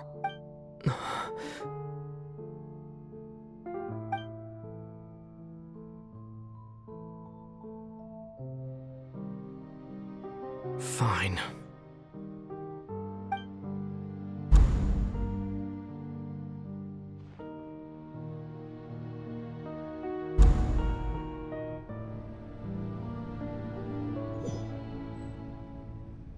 So even Farina doesn't know the truth? You've never once let her in on the full plan? Yes, it had to be done. To deceive the heavenly principles, you must first deceive yourself. She did very well. If she had let her resolve falter even once in these 5 centuries, Fontaine would have been doomed to the most tragic fate. It seems that trusting humanity was the right decision after all. I believe that I understand how your deception works, but that is only half the truth, is it not? How would you build on this foundation to save the people of Fontaine?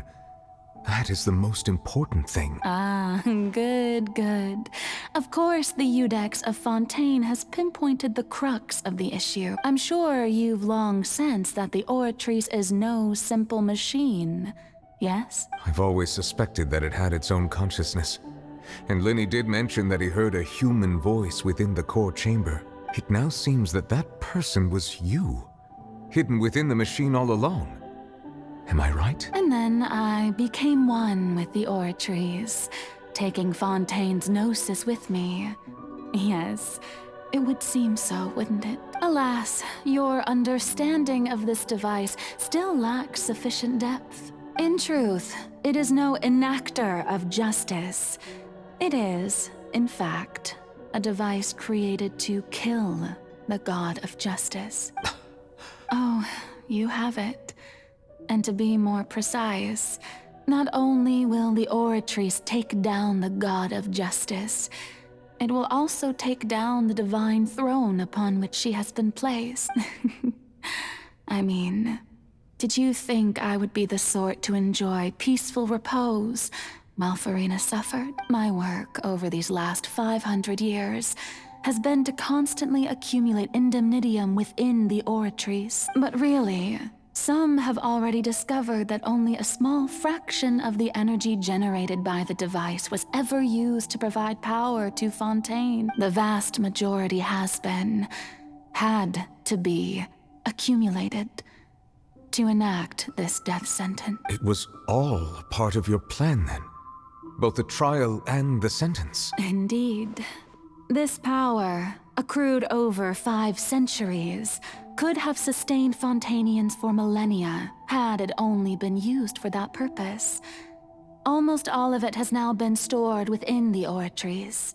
But only power of this magnitude could hope to destroy the Hydro-Archon's divine throne, shaking the rules established by Celestia, and breaking through the institution that is the Seven. So the Oratrice's call for death was for neither Farina nor Focalor, but for the Hydro-Archon.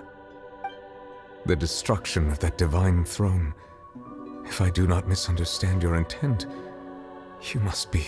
Returning what's rightfully yours to you, of course. In other words, this was all done to return the authority of the Hydro-Archon to the Hydro-Dragon of this planet.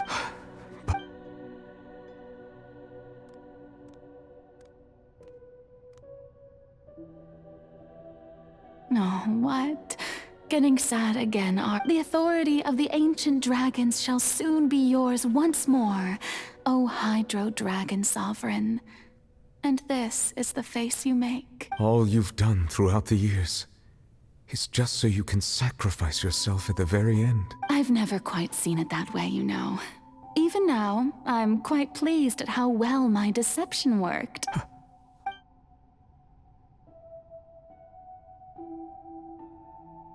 Hydro-Dragon, Hydro-Dragon, don't cry. I must say, had it been within my rights, I would have loved to judge the heavenly principles themselves. Were they not guilty of essentially the same crime?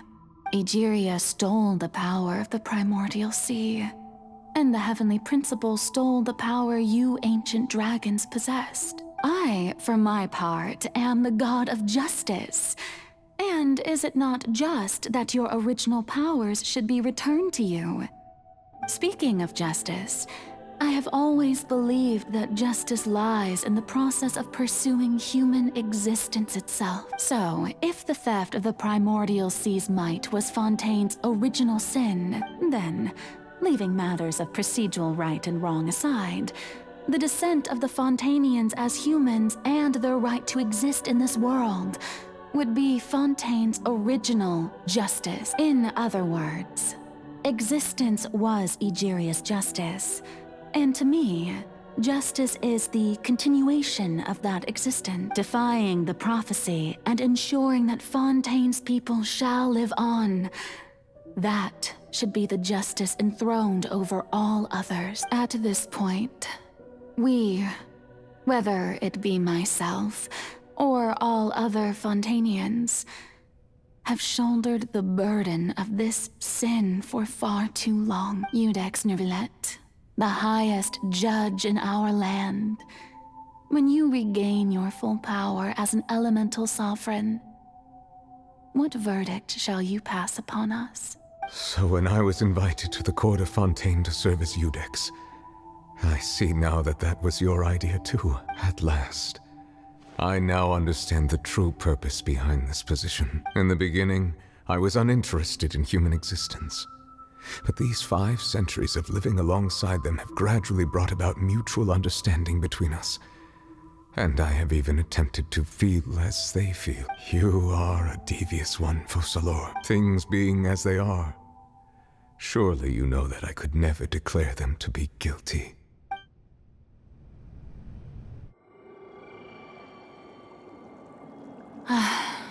The hour of my execution is almost here. For the sinner, the curtain call has come.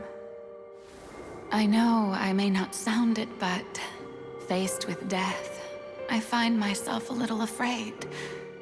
Perhaps this is one thing both gods and humans have in common.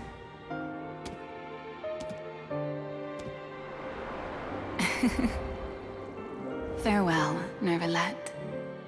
I hope you've enjoyed the part you played these 500 years.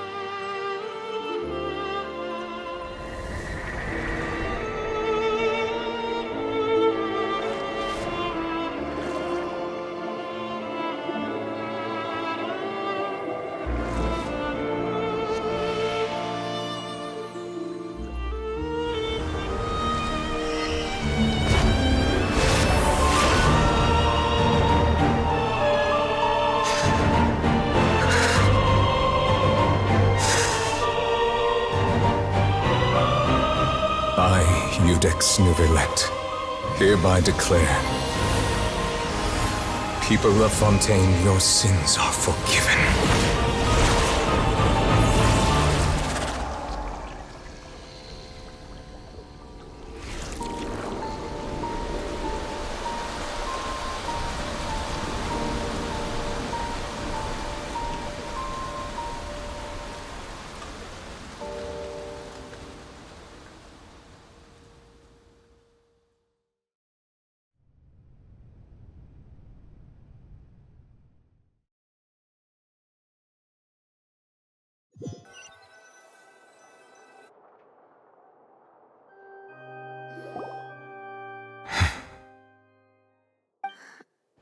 What just happened? Has the death sentence been carried out? Was that bright light some sort of misdirection? I have a feeling that something huge just happened. But since we're all still alive and haven't been dissolved, I assume whatever happened was good for us. It's time to end this. We must mete out punishment to that beast. Didn't you say just a moment ago that it can't be defeated? I have gained the strength sufficient to deal with it. Through certain means, I now have the ability to separate the power of the primordial sea from that creature. We should seize the opportunity to pursue our quarry. Traveler, now that the oratories can no longer function, I require an executor to help me mete out justice. The root of the calamities befalling Fontaine, the beast that enacts the prophecy. Its name is the all-devouring narwhal. Come with me, traveler. The hour of execution has come.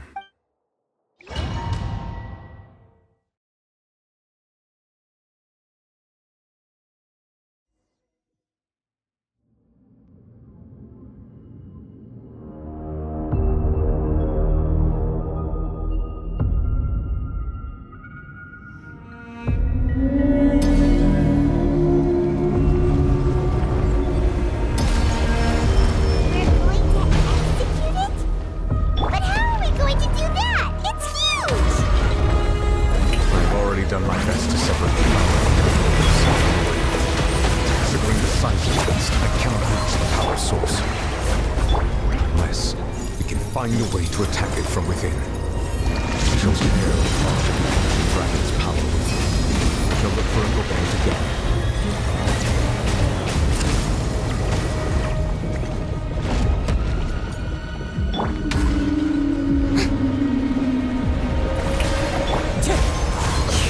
Bring it! Bow your head. The all-devouring narwhal cannot resist its instinct to devour.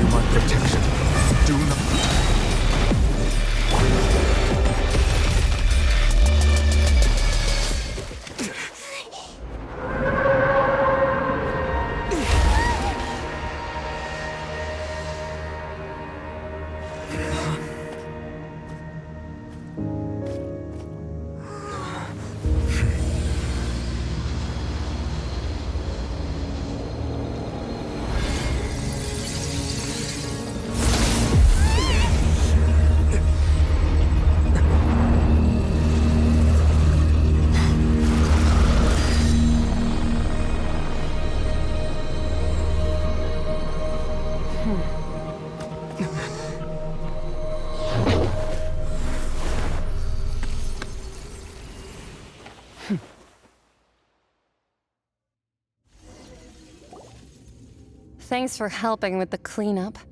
It should have been my job, but... oh well. It was just supposed to be a short private training session for me.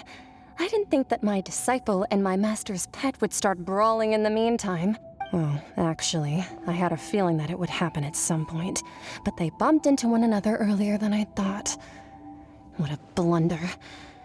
I suppose I'll have to swing my sword 3 million times as penance. That power. Who are you exactly? Paimon has an idea. From what she said earlier, she must be Child's master. Skirk, right? It's just that he gave us the impression that she was the less talkative person. I simply did not have anything to say to the weak. But you, on the other hand, managed to defeat the all-devouring narwhal without using power from beyond this world. So you may speak to me as equals. I have to agree. It's a strange use of a planet's primordial waters just to raise an all-devouring narwhal. That kind of power is wasted on it. It's not cooperative, it eats too much, and I have more important things to do with my time than pet sitting. The only thing that creature has going for it is its looks. All in all, it fails as a pet. Miss Skirk? I think you might have missed the point. The point being? Well, being that this pet almost destroyed an entire nation. So what sort of person is your master? Well, Child's master's master. Wait, is that right? Oh, right. So you don't know him. Sorry, I assumed you did. His name is Sir Tologi. I am unfamiliar with that name. Huh. So Master isn't sufficiently famous. How should I describe him then? Have you heard of the name The Fowl? The Fowl? Still nothing? Well, how about the Visionary? Vetterfulnir then? Or Gold Rhindaughter? Ooh, that one we've heard! Rhindaughter's part of the Hexen Circle. She's Albedo's mom, right? Oh, so you do know that name. To be honest, I also heard all of those names and titles from my master. I don't actually know them either. But I suppose you understand now, yes? My master is likely a similar sort to Rhindaughter. They are both pursuing some form of perfection. Wait! Didn't you also mention a visionary person? Paimon didn't quite catch their name.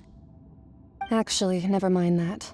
I believe it expedient to inform you that the all-devouring narwhal used up nearly all its strength fighting you. Such roiling hydro energies will prove difficult for the planet's deep seas to digest. As such, the Fontaine back on the surface has most likely been thrown into chaos. In other words, the prophecy that you've been fretting over should now be in full swing. What?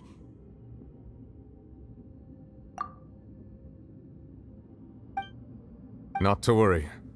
Focalor has already managed to deceive the heavenly principles.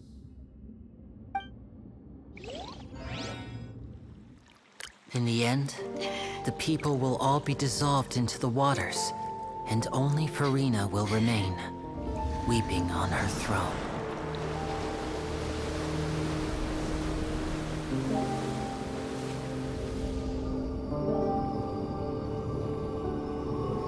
Only then will the sins of the people of Fontaine be washed away.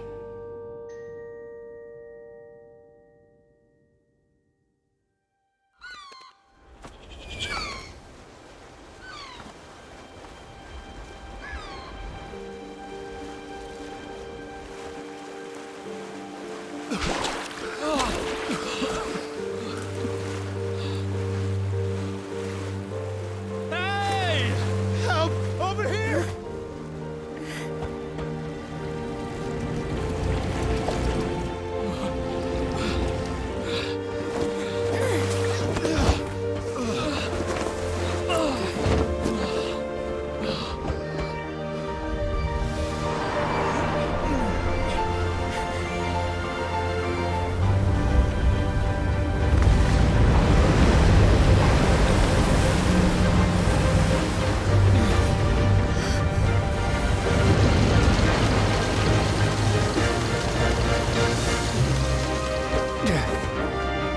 Guys, initiate emergency rescue!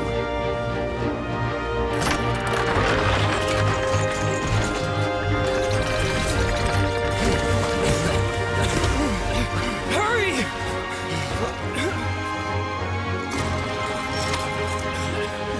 Hey, lend a hand!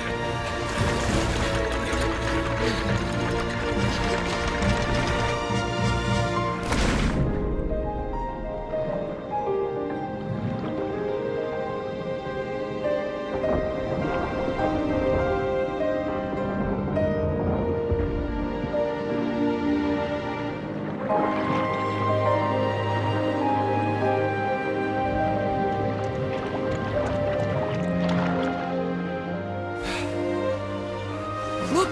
The water's receding!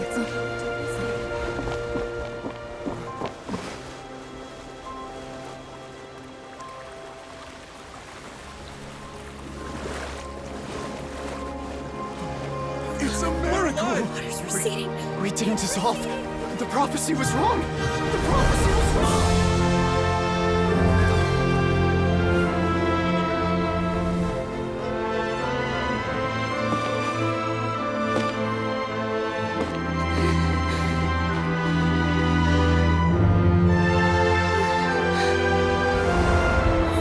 Are you alright?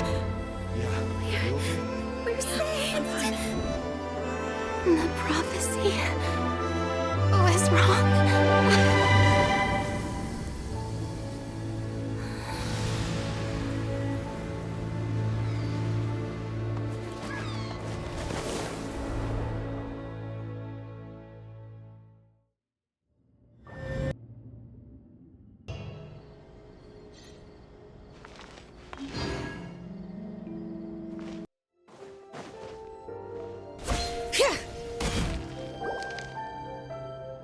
The soil renewed. The Spina attacks post-disaster rebuilding. I recently visited Poisson to meet with Miss Navia, spokesperson of the Spina and we spoke about Poisson's present and future. Old soil can still give birth to new bloom, Miss Navia stated. Hope is like seeing a small cookie when you're starving late at night. You just need a little of it. Skyship Winglet, booner brain of the Fontaine Research Institute.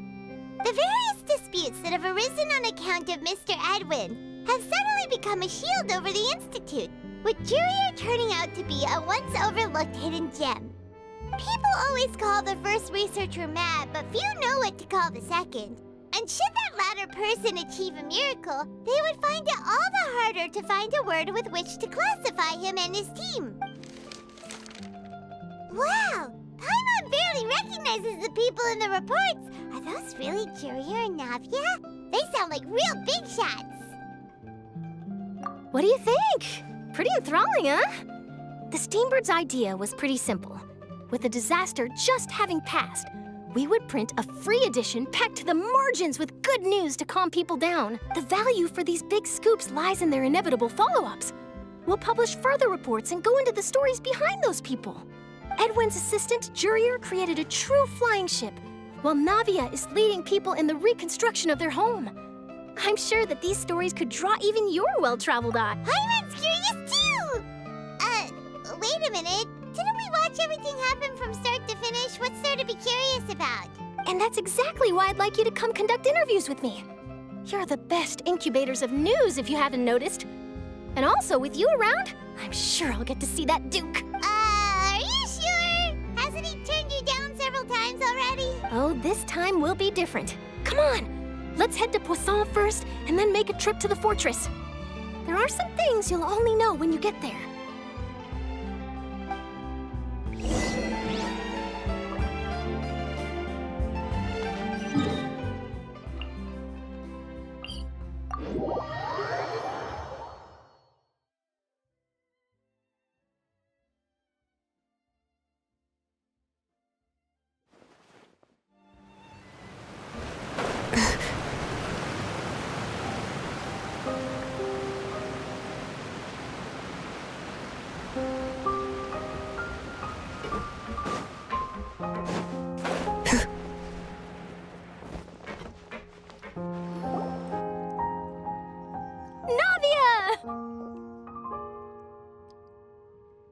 Oh, it's you.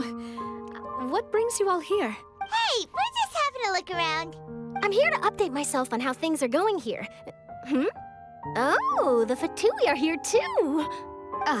Let me introduce you. This is Mr. Garunt Snezhevich. He represented the Knave in sending us a large amount of supplies. Our residents are hard at work as well. Thanks to everyone, work is progressing nicely. We've lost a lot of people, but we're moving forward. That will have to be enough. Hello, Miss Charlotte. I'm a big fan of yours. I especially like that article you wrote last year about Fontaine's stray cats. But if you don't mind, could you not emphasize our role too much in your report? It's not charity we're doing here. We just happen to share the same interests as Despina. I get where you're coming from. I'll keep it as simple as possible. Or would you be willing to feature as friendly neighbors? That would be fine. Oh, you're back too. How are things? We finished laying down the construction materials. It'll be another hour before the workers are able to go over there. Huh? You're here too, Clorand? Well, her reputation's greatly risen after that whole duel business with Miss Farina. So she's here in Poisson to wait out the heat. All right. She really came here to help me out. There's too much to consider in the reconstruction of Poisson. The Spina has need of more decision-makers. And, well, I do already happen to be connected to Mr. Callis. Oh, wait just a moment. Do you mind me asking a few questions? You know, about how you felt before the duel, about what it was like facing down a god. There's lots of exciting material there, I bet. Forget it. I'm sure you can find a better theme than that, Miss Charlotte. I see you're the same as always. Couldn't you do me a favor, for Navia's sake? Well, if we're talking about doing things for my sake, you might as well just take a few more photos of me. Or of the Traveler. It's better than wasting time persuading Clorand, at any rate. Of course I will. I'm not gonna let him off that easy. All right, then everyone who wants to be in the photo, gather up. And smile.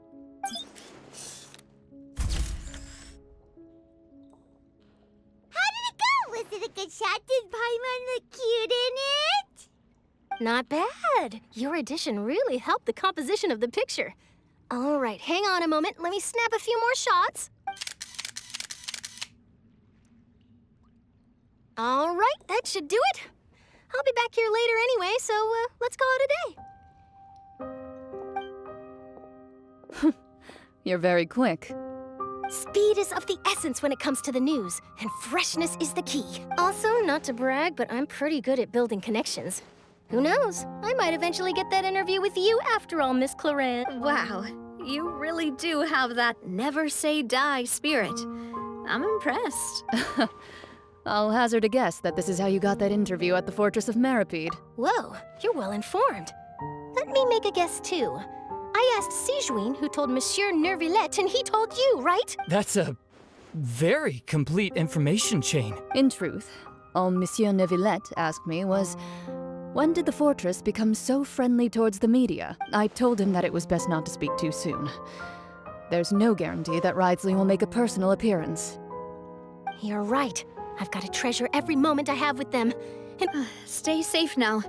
And tell me if you hear anything interesting. I'll treat you to afternoon tea in exchange.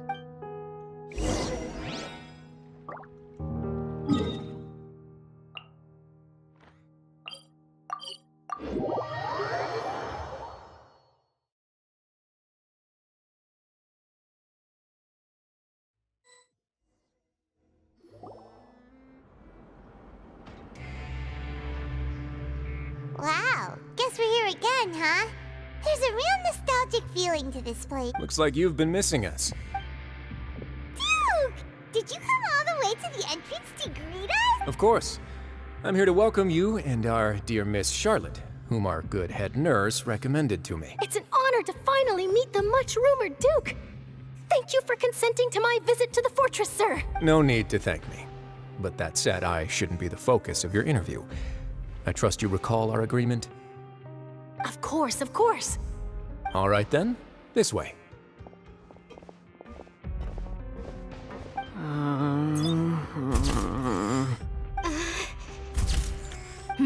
Hey, no need to be so nervous.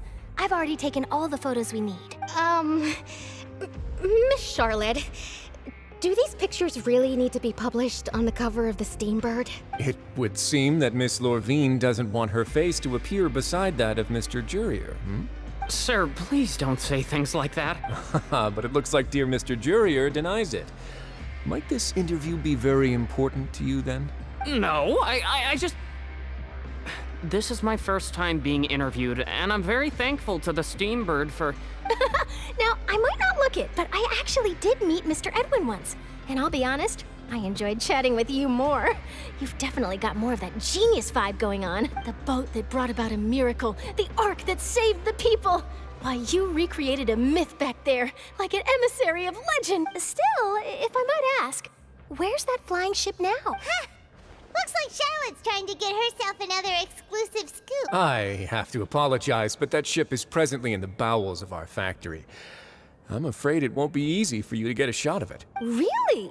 Well, then in that case, could I have an interview with you to make up for that long? You already know my answer, I'm afraid. Best you interview our head nurse instead. Or perhaps you'd like to take another photo of this couple of researchers? Did you really have to use the word couple? Well, then, 2 solo photos will do. Is my hair messed up? Please, someone help me have a look. Things sure are getting pretty lively here. We've seen this kind of thing before. Oh, seems like everyone's here. Would any of you like to try this new drink I came up with? Ah, Siegeween. Hey, Miss Charlotte. Why don't you, take some pretty photos of our head nurse? Sure. Come on, Miss Siegeween, over this way. Let's find a brighter spot. Huh? Sure. Do I have to smile? So, how have things been at the fortress? Same old, as you can see. Fontaine's undergone some changes, but this place is still more or less the same. Other than that flying ship, it got a tad too much attention, I think. That's why I decided to let the interview go through. We should direct more public opinions toward the behind-the-scenes heroes. Am I right, Mr. Jurier? Miss Lorvine? You're too kind, sir. I believe that you too should have your day in the sun. Not that you would want that, which is a pity. I'll just leave the spotlight to you two.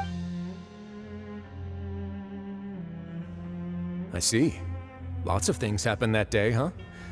Anyway, regarding that Harbinger, I'm not sure you remember, but his 3 young followers are still waiting for his return. He sure did win them over, huh? I'll tell them that there's good news and bad news.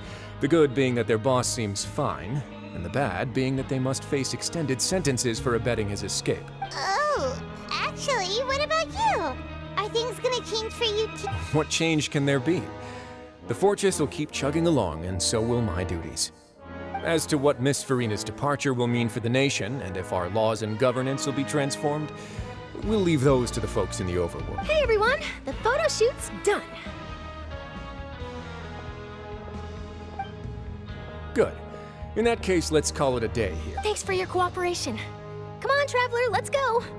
Till next time, everyone. There'll be a next time? Maybe. Who knows? I might write a story about the underwater factory next time. Until then. All right, last stop, the docks.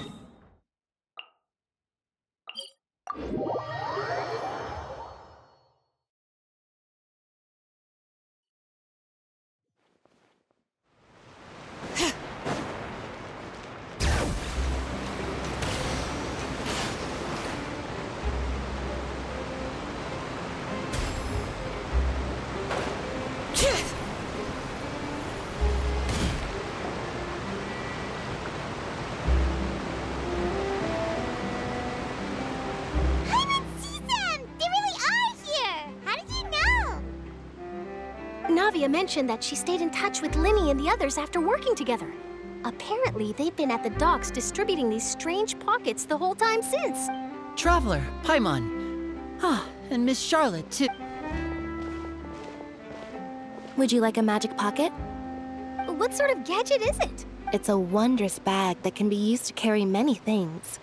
The water level has returned to normal, but if you see any of your things floating around, you can use this to carry them. Or you could trick a friend into doing it for you. Trick a friend? I wonder which of my friends would fall for that.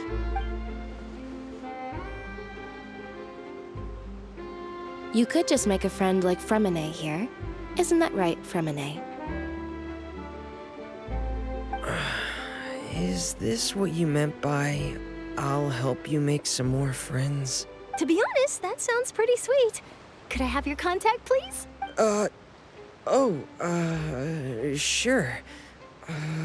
Please, write down my address. Lynette sure is working hard to help Fremine socialize. He was the one who proposed doing this. He even wants to assist in our magic shows. Yes, I was planning to first introduce Pear as an assistant, and later Fremine himself. In the future, I think we can leave underwater escape magic to him That said, would anyone want to see a diver escape underwater? Oh, it'll work out. Every journey begins with the first step. He'll become a part of our show eventually. Lynette, could you come over? Miss Charlotte says she wants to take a picture of us. Got it. My, that Charlotte is rather perceptive. She got rid of everyone the moment she realized I had something to say to you. So, how have things been, Traveler? Father says that you did a great deal during the latest events. She's very grateful for your contributions to Fontaine. That's all right. We were more than happy to help. So, what's she doing now? Oh, I guess you haven't heard. After Lady Farina left, Father and Monsieur Neuvillette opened negotiations, during which he gave Fontaine's gnosis to her as a diplomatic gift. A diplomatic gift? A gnosis? Yes, I was quite surprised at first myself. But when I thought it over, there were actually a number of things going for it. It could have been done as an apology for the incident with Lord Child, or as thanks for his help in tying the all-devouring narwhal down. Furthermore, Father did also lend significant aid to Fontaine and Poisson. Well, that's true, but this is a gnosis we're talking about.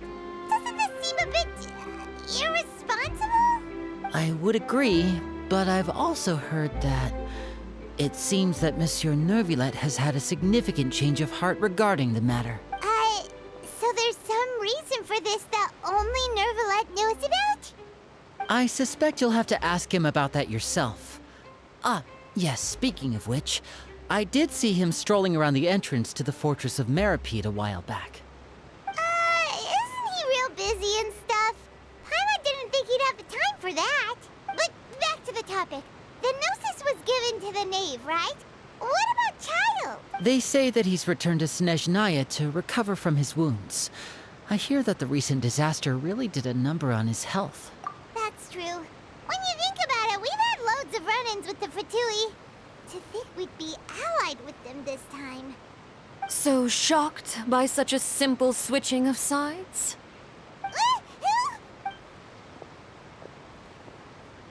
Father! Well, what do you know? Come to the docks to see how my children are doing and meet the Traveler by chance. Please do not pay my accomplishments in Fontaine too much mind. I would have done them regardless. Are you going to take the gnosis back to Snezhnaya? That is our duty as harbingers. Don't be too preoccupied with sides. The goal of the Fatui concerns not a single place or person, but the entire world. With such a grand goal in mind, it is inevitable that we must wear many masks. Switching my masks is something I've always done. Well, that depends on many things. No one truly knows what the future holds. What good is honesty if you can't rely on it forever? As for you, I very much look forward to our next collaboration. Good things cannot be achieved alone, and you've proved yourselves to be great partners. A vision?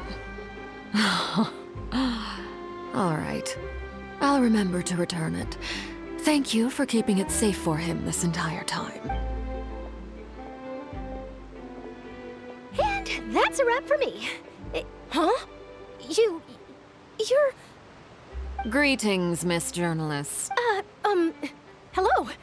If I'm not mistaken, there are diplomatic channels I'll need to report to take a photo of you. That is correct.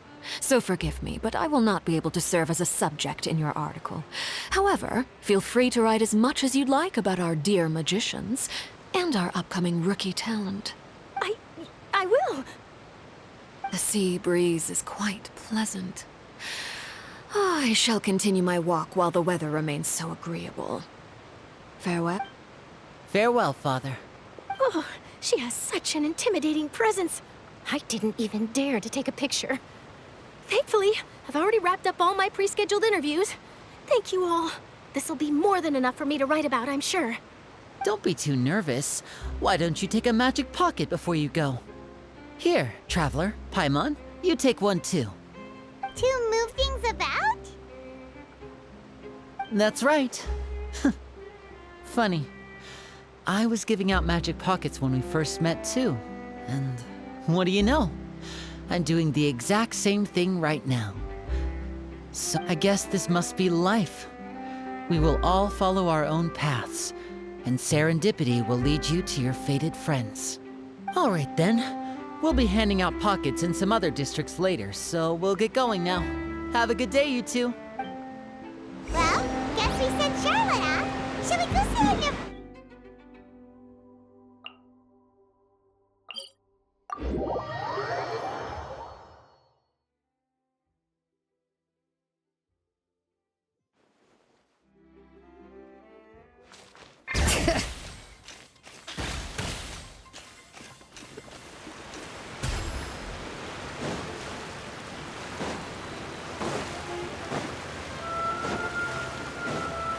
Bring it!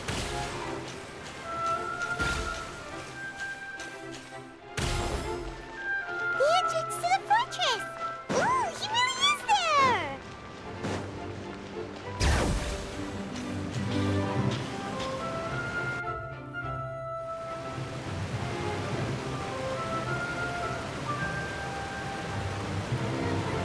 So, you really are here, Neuvillette! Paimon didn't think you were going to have free time this hour of the day. Really? Oh, I suppose you must have met Mr. Linney. He took the time to greet me earlier when he passed this way. In any case, you came at a good time. I was just considering reaching out to you to set up a meeting, so I may explain some things that I haven't had the time to before. Aw, Paimon's glad that you remembered. Thank you for keeping us on your mind, what with you being busy and all. Alright, let's have it then. How was Fontaine actually saved? The whole business is still quite the mystery to us. It is strange how words can often leave a bitter taste in the mouth when it finally comes time to say them out loud.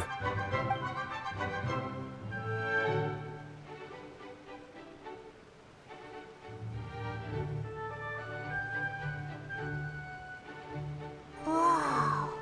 So that's what happened? Focalord destroyed the divine throne of the Hydro Archon and restored your power to you, transforming you into a fully fledged elemental dragon sovereign! But Paimon still doesn't quite get what you did to save the Fontainians from dissolving. For me, the authority of the ancient dragons refers to absolute control over the hydro element. Fontainians were incomplete humans born of Egeria's use of the power of the primordial sea, with constitutions similar to that of mimics. But so long as those primordial energies remain within them, I could use the ancient dragon's authority to grant them true blood, after the fashion in which life was first brought into being on this planet. In other words, when I gave my verdict, Fontainians became true humans, and thus would naturally no longer be dissolved by water from the primordial sea. Focalord must have counted on you to make that decision as well. Your verdict was the key to making the prophecy appear to have come true, while yeah! And in a manner of speaking, Focalord finally managed to fulfill the original Hydro Archon's wish to turn Oceanids into real people too! It seems from your expressions that you still have more things you wish to ask. Ask away. I will tell you the truth as I know it. I have investigated his case along many avenues, and I have learned that he once fell into an unknown chasm when he was young. There, by chance, he awakened the all-devouring narwhal. But whether it be by sentiment or reason, that should not have been enough to consider him the root cause of the disaster. At most, he would have had tangential liability. As for the judgment passed by the oratrice during the trial, whether it was due to that liability by association, or Focalord deliberately using him to buy time for us on the assumption that he would be able to hold the creature off, I cannot say. Guess Focalord had Fontainians in mind the whole time. In the end, it was thanks to her that they finally eventually became real humans. Hang on a second. Paimon suddenly got another question. Back when Fontainians hadn't yet become real humans, were the children they had also transformed Oceanids? Life has always flowed like water. Do you recall how Fontainians would often come to the Fountain of Lucine to pray for children? Yeah, Lynette said the fountain is where all the waters in Fontaine converge. In truth, even those couples did not know that such prayers were no mere custom, but instead a form of ritual. Those Oceanids who were blessed within the spring water would later descend as new humans in the coming months. Paimon sorta gets it now.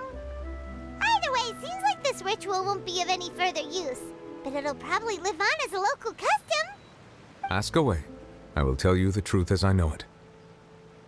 Yeah, about that. Risley said Farina has already left. What's that all about? Ah, Lady Farina. The people are only aware that her death sentence has not been carried out. She abdicated the post of Hydro Archon and left affairs related to that title to me, before leaving the Opera House. I related Focalor's words to her faithfully and completely. After hearing them, she seemed neither saddened nor comforted. She simply said that she was tired and needed to rest. Having said that, she then packed her things and moved out of the Opera House, not unlike how an ordinary person might. But she's still got a place to stay, right? You need not worry. I will make arrangements to ensure that she will not want for food, clothing, board, or travel. In truth, I am somewhat happy for her. The wear and tear on her spirit will, of course, take time to heal. But now that she no longer has to play the role of Focalor the Hydro Archon, she can finally lay down her burdens and lead a normal life. What about you then? What are your plans now that you've regained your full powers as the Hydro Dragon? After Focalor passed on, the Oratrice also ceased to function. This matter will directly affect our trials. After much careful consideration, I've decided to take over its role in our courts. From now on, I shall hear cases and pass verdicts by myself. Looks like you're still considering stuff from the perspective of the Udex, huh? As an elemental dragon, there are indeed many things that I must do. But this power and this duty, in a manner of speaking, you could say that both were granted to me. As such, before I attend to my other responsibilities, I must first and foremost continue to serve Fontaine as its highest judge. The duty of the Hydro Sovereign and the duty of the Udex shall coexist within my person. Additionally, the Hydro Archon's departure has brought about another problem, which is that the Opera House shall no longer produce indemnitium. That's true. That power was derived from the people's faith in the Hydro Archon, wasn't it? Wait, but the various mechs and machines in the city are all still okay. Where are they getting their energy from? As I am now, I have full command over New Musia, and it can serve as a complete substitute. Another reason why I cannot quite leave Fontaine immediately. Wow. This ancient dragon's authority stuff is really quite useful, huh? Ask away. I will tell you the truth as I know it.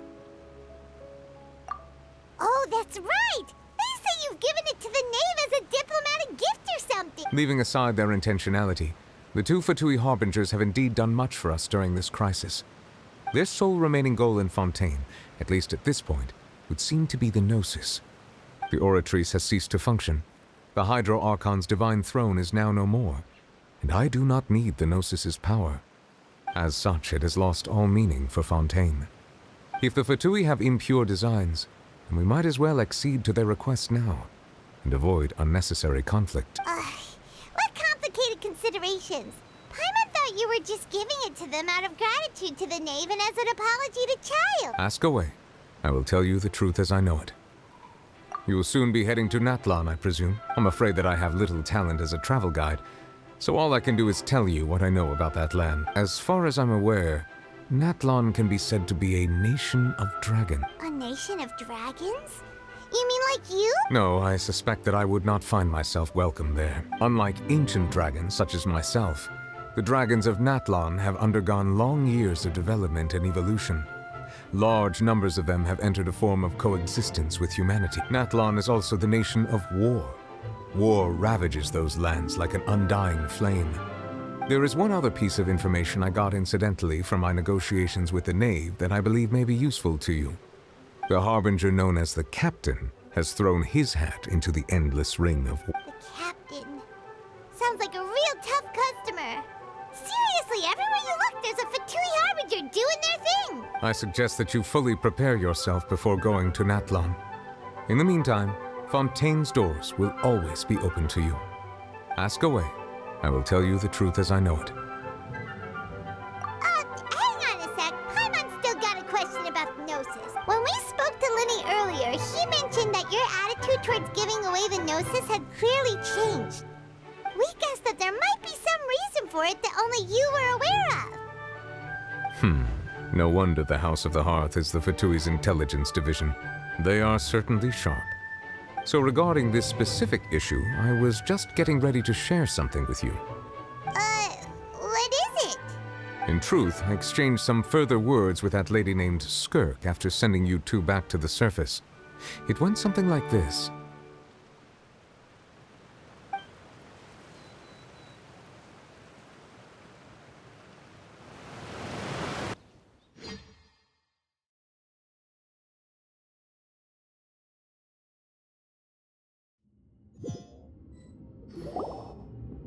Well, we're going to head topside to see what's going on. You hurry over soon as well, all right, Nervalet? What next? The all-devouring narwhal isn't here, so I'm no longer getting any interference. I can finally catch the scent of your power, what it's made of. It is the authority of the planet's primordial dragons, but with something very similar to a god's curse mixed in. It's quite a novel blend. I'm sure I've encountered something like this before. What was it again? I do not know what you speak of. Of course. How could I forget? You should have the remains of the third descender on your person, yes? Remains? I've never heard of any such thing. According to your parlance, I believe it may be called a gnosis. Well, that much is true. After Focalor's divinity faded, she handed her gnosis to me. But I fear I have never heard of it described in the manner that you just did. I've been training with my master, the Fowl, ever since I was young, and I have never returned to the surface since. So most of the information I possess, I got from him. It is only natural for those who are greater than humanity to possess a different sort of common sense, which is why there are so many problems in our attempts to communicate with humans. Regardless, you should probably get rid of objects of misfortune to prevent any disasters from befalling you. To live in itself is a blessing. But once a person dies, the bonds he once had with this world shall all turn to curses. What do you mean by that? No need to fret. These are just my personal thoughts. And my... This third descender you refer to, who are they? And when did they die? Master never mentioned them to me. Perhaps it just wasn't that important for me to know. If you're interested, though, I could ask him. I'll be sure to pass the answer on to you next time. Next time? You believe we will meet again? I do. Wait. I have a disciple of my own, don't I? He can be the messenger then.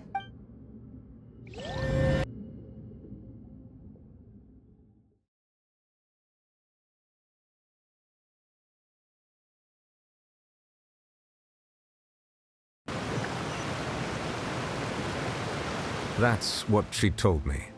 Whether it would prove useful or not, I wanted to pass that information on to you. The remains of the third descender? So that's what the Gnosis actually are. Paimon just thought they looked like chess pieces. How could they be a person's remains? All the same, assuming that there was no misunderstanding or special metaphor at play, that is what she meant to say. And she said that it would bring misfortune and that you should check it, which is why you gave it to the Fatui. If she speaks the truth, then I would simply be putting Fontaine at unnecessary risk by keeping it here.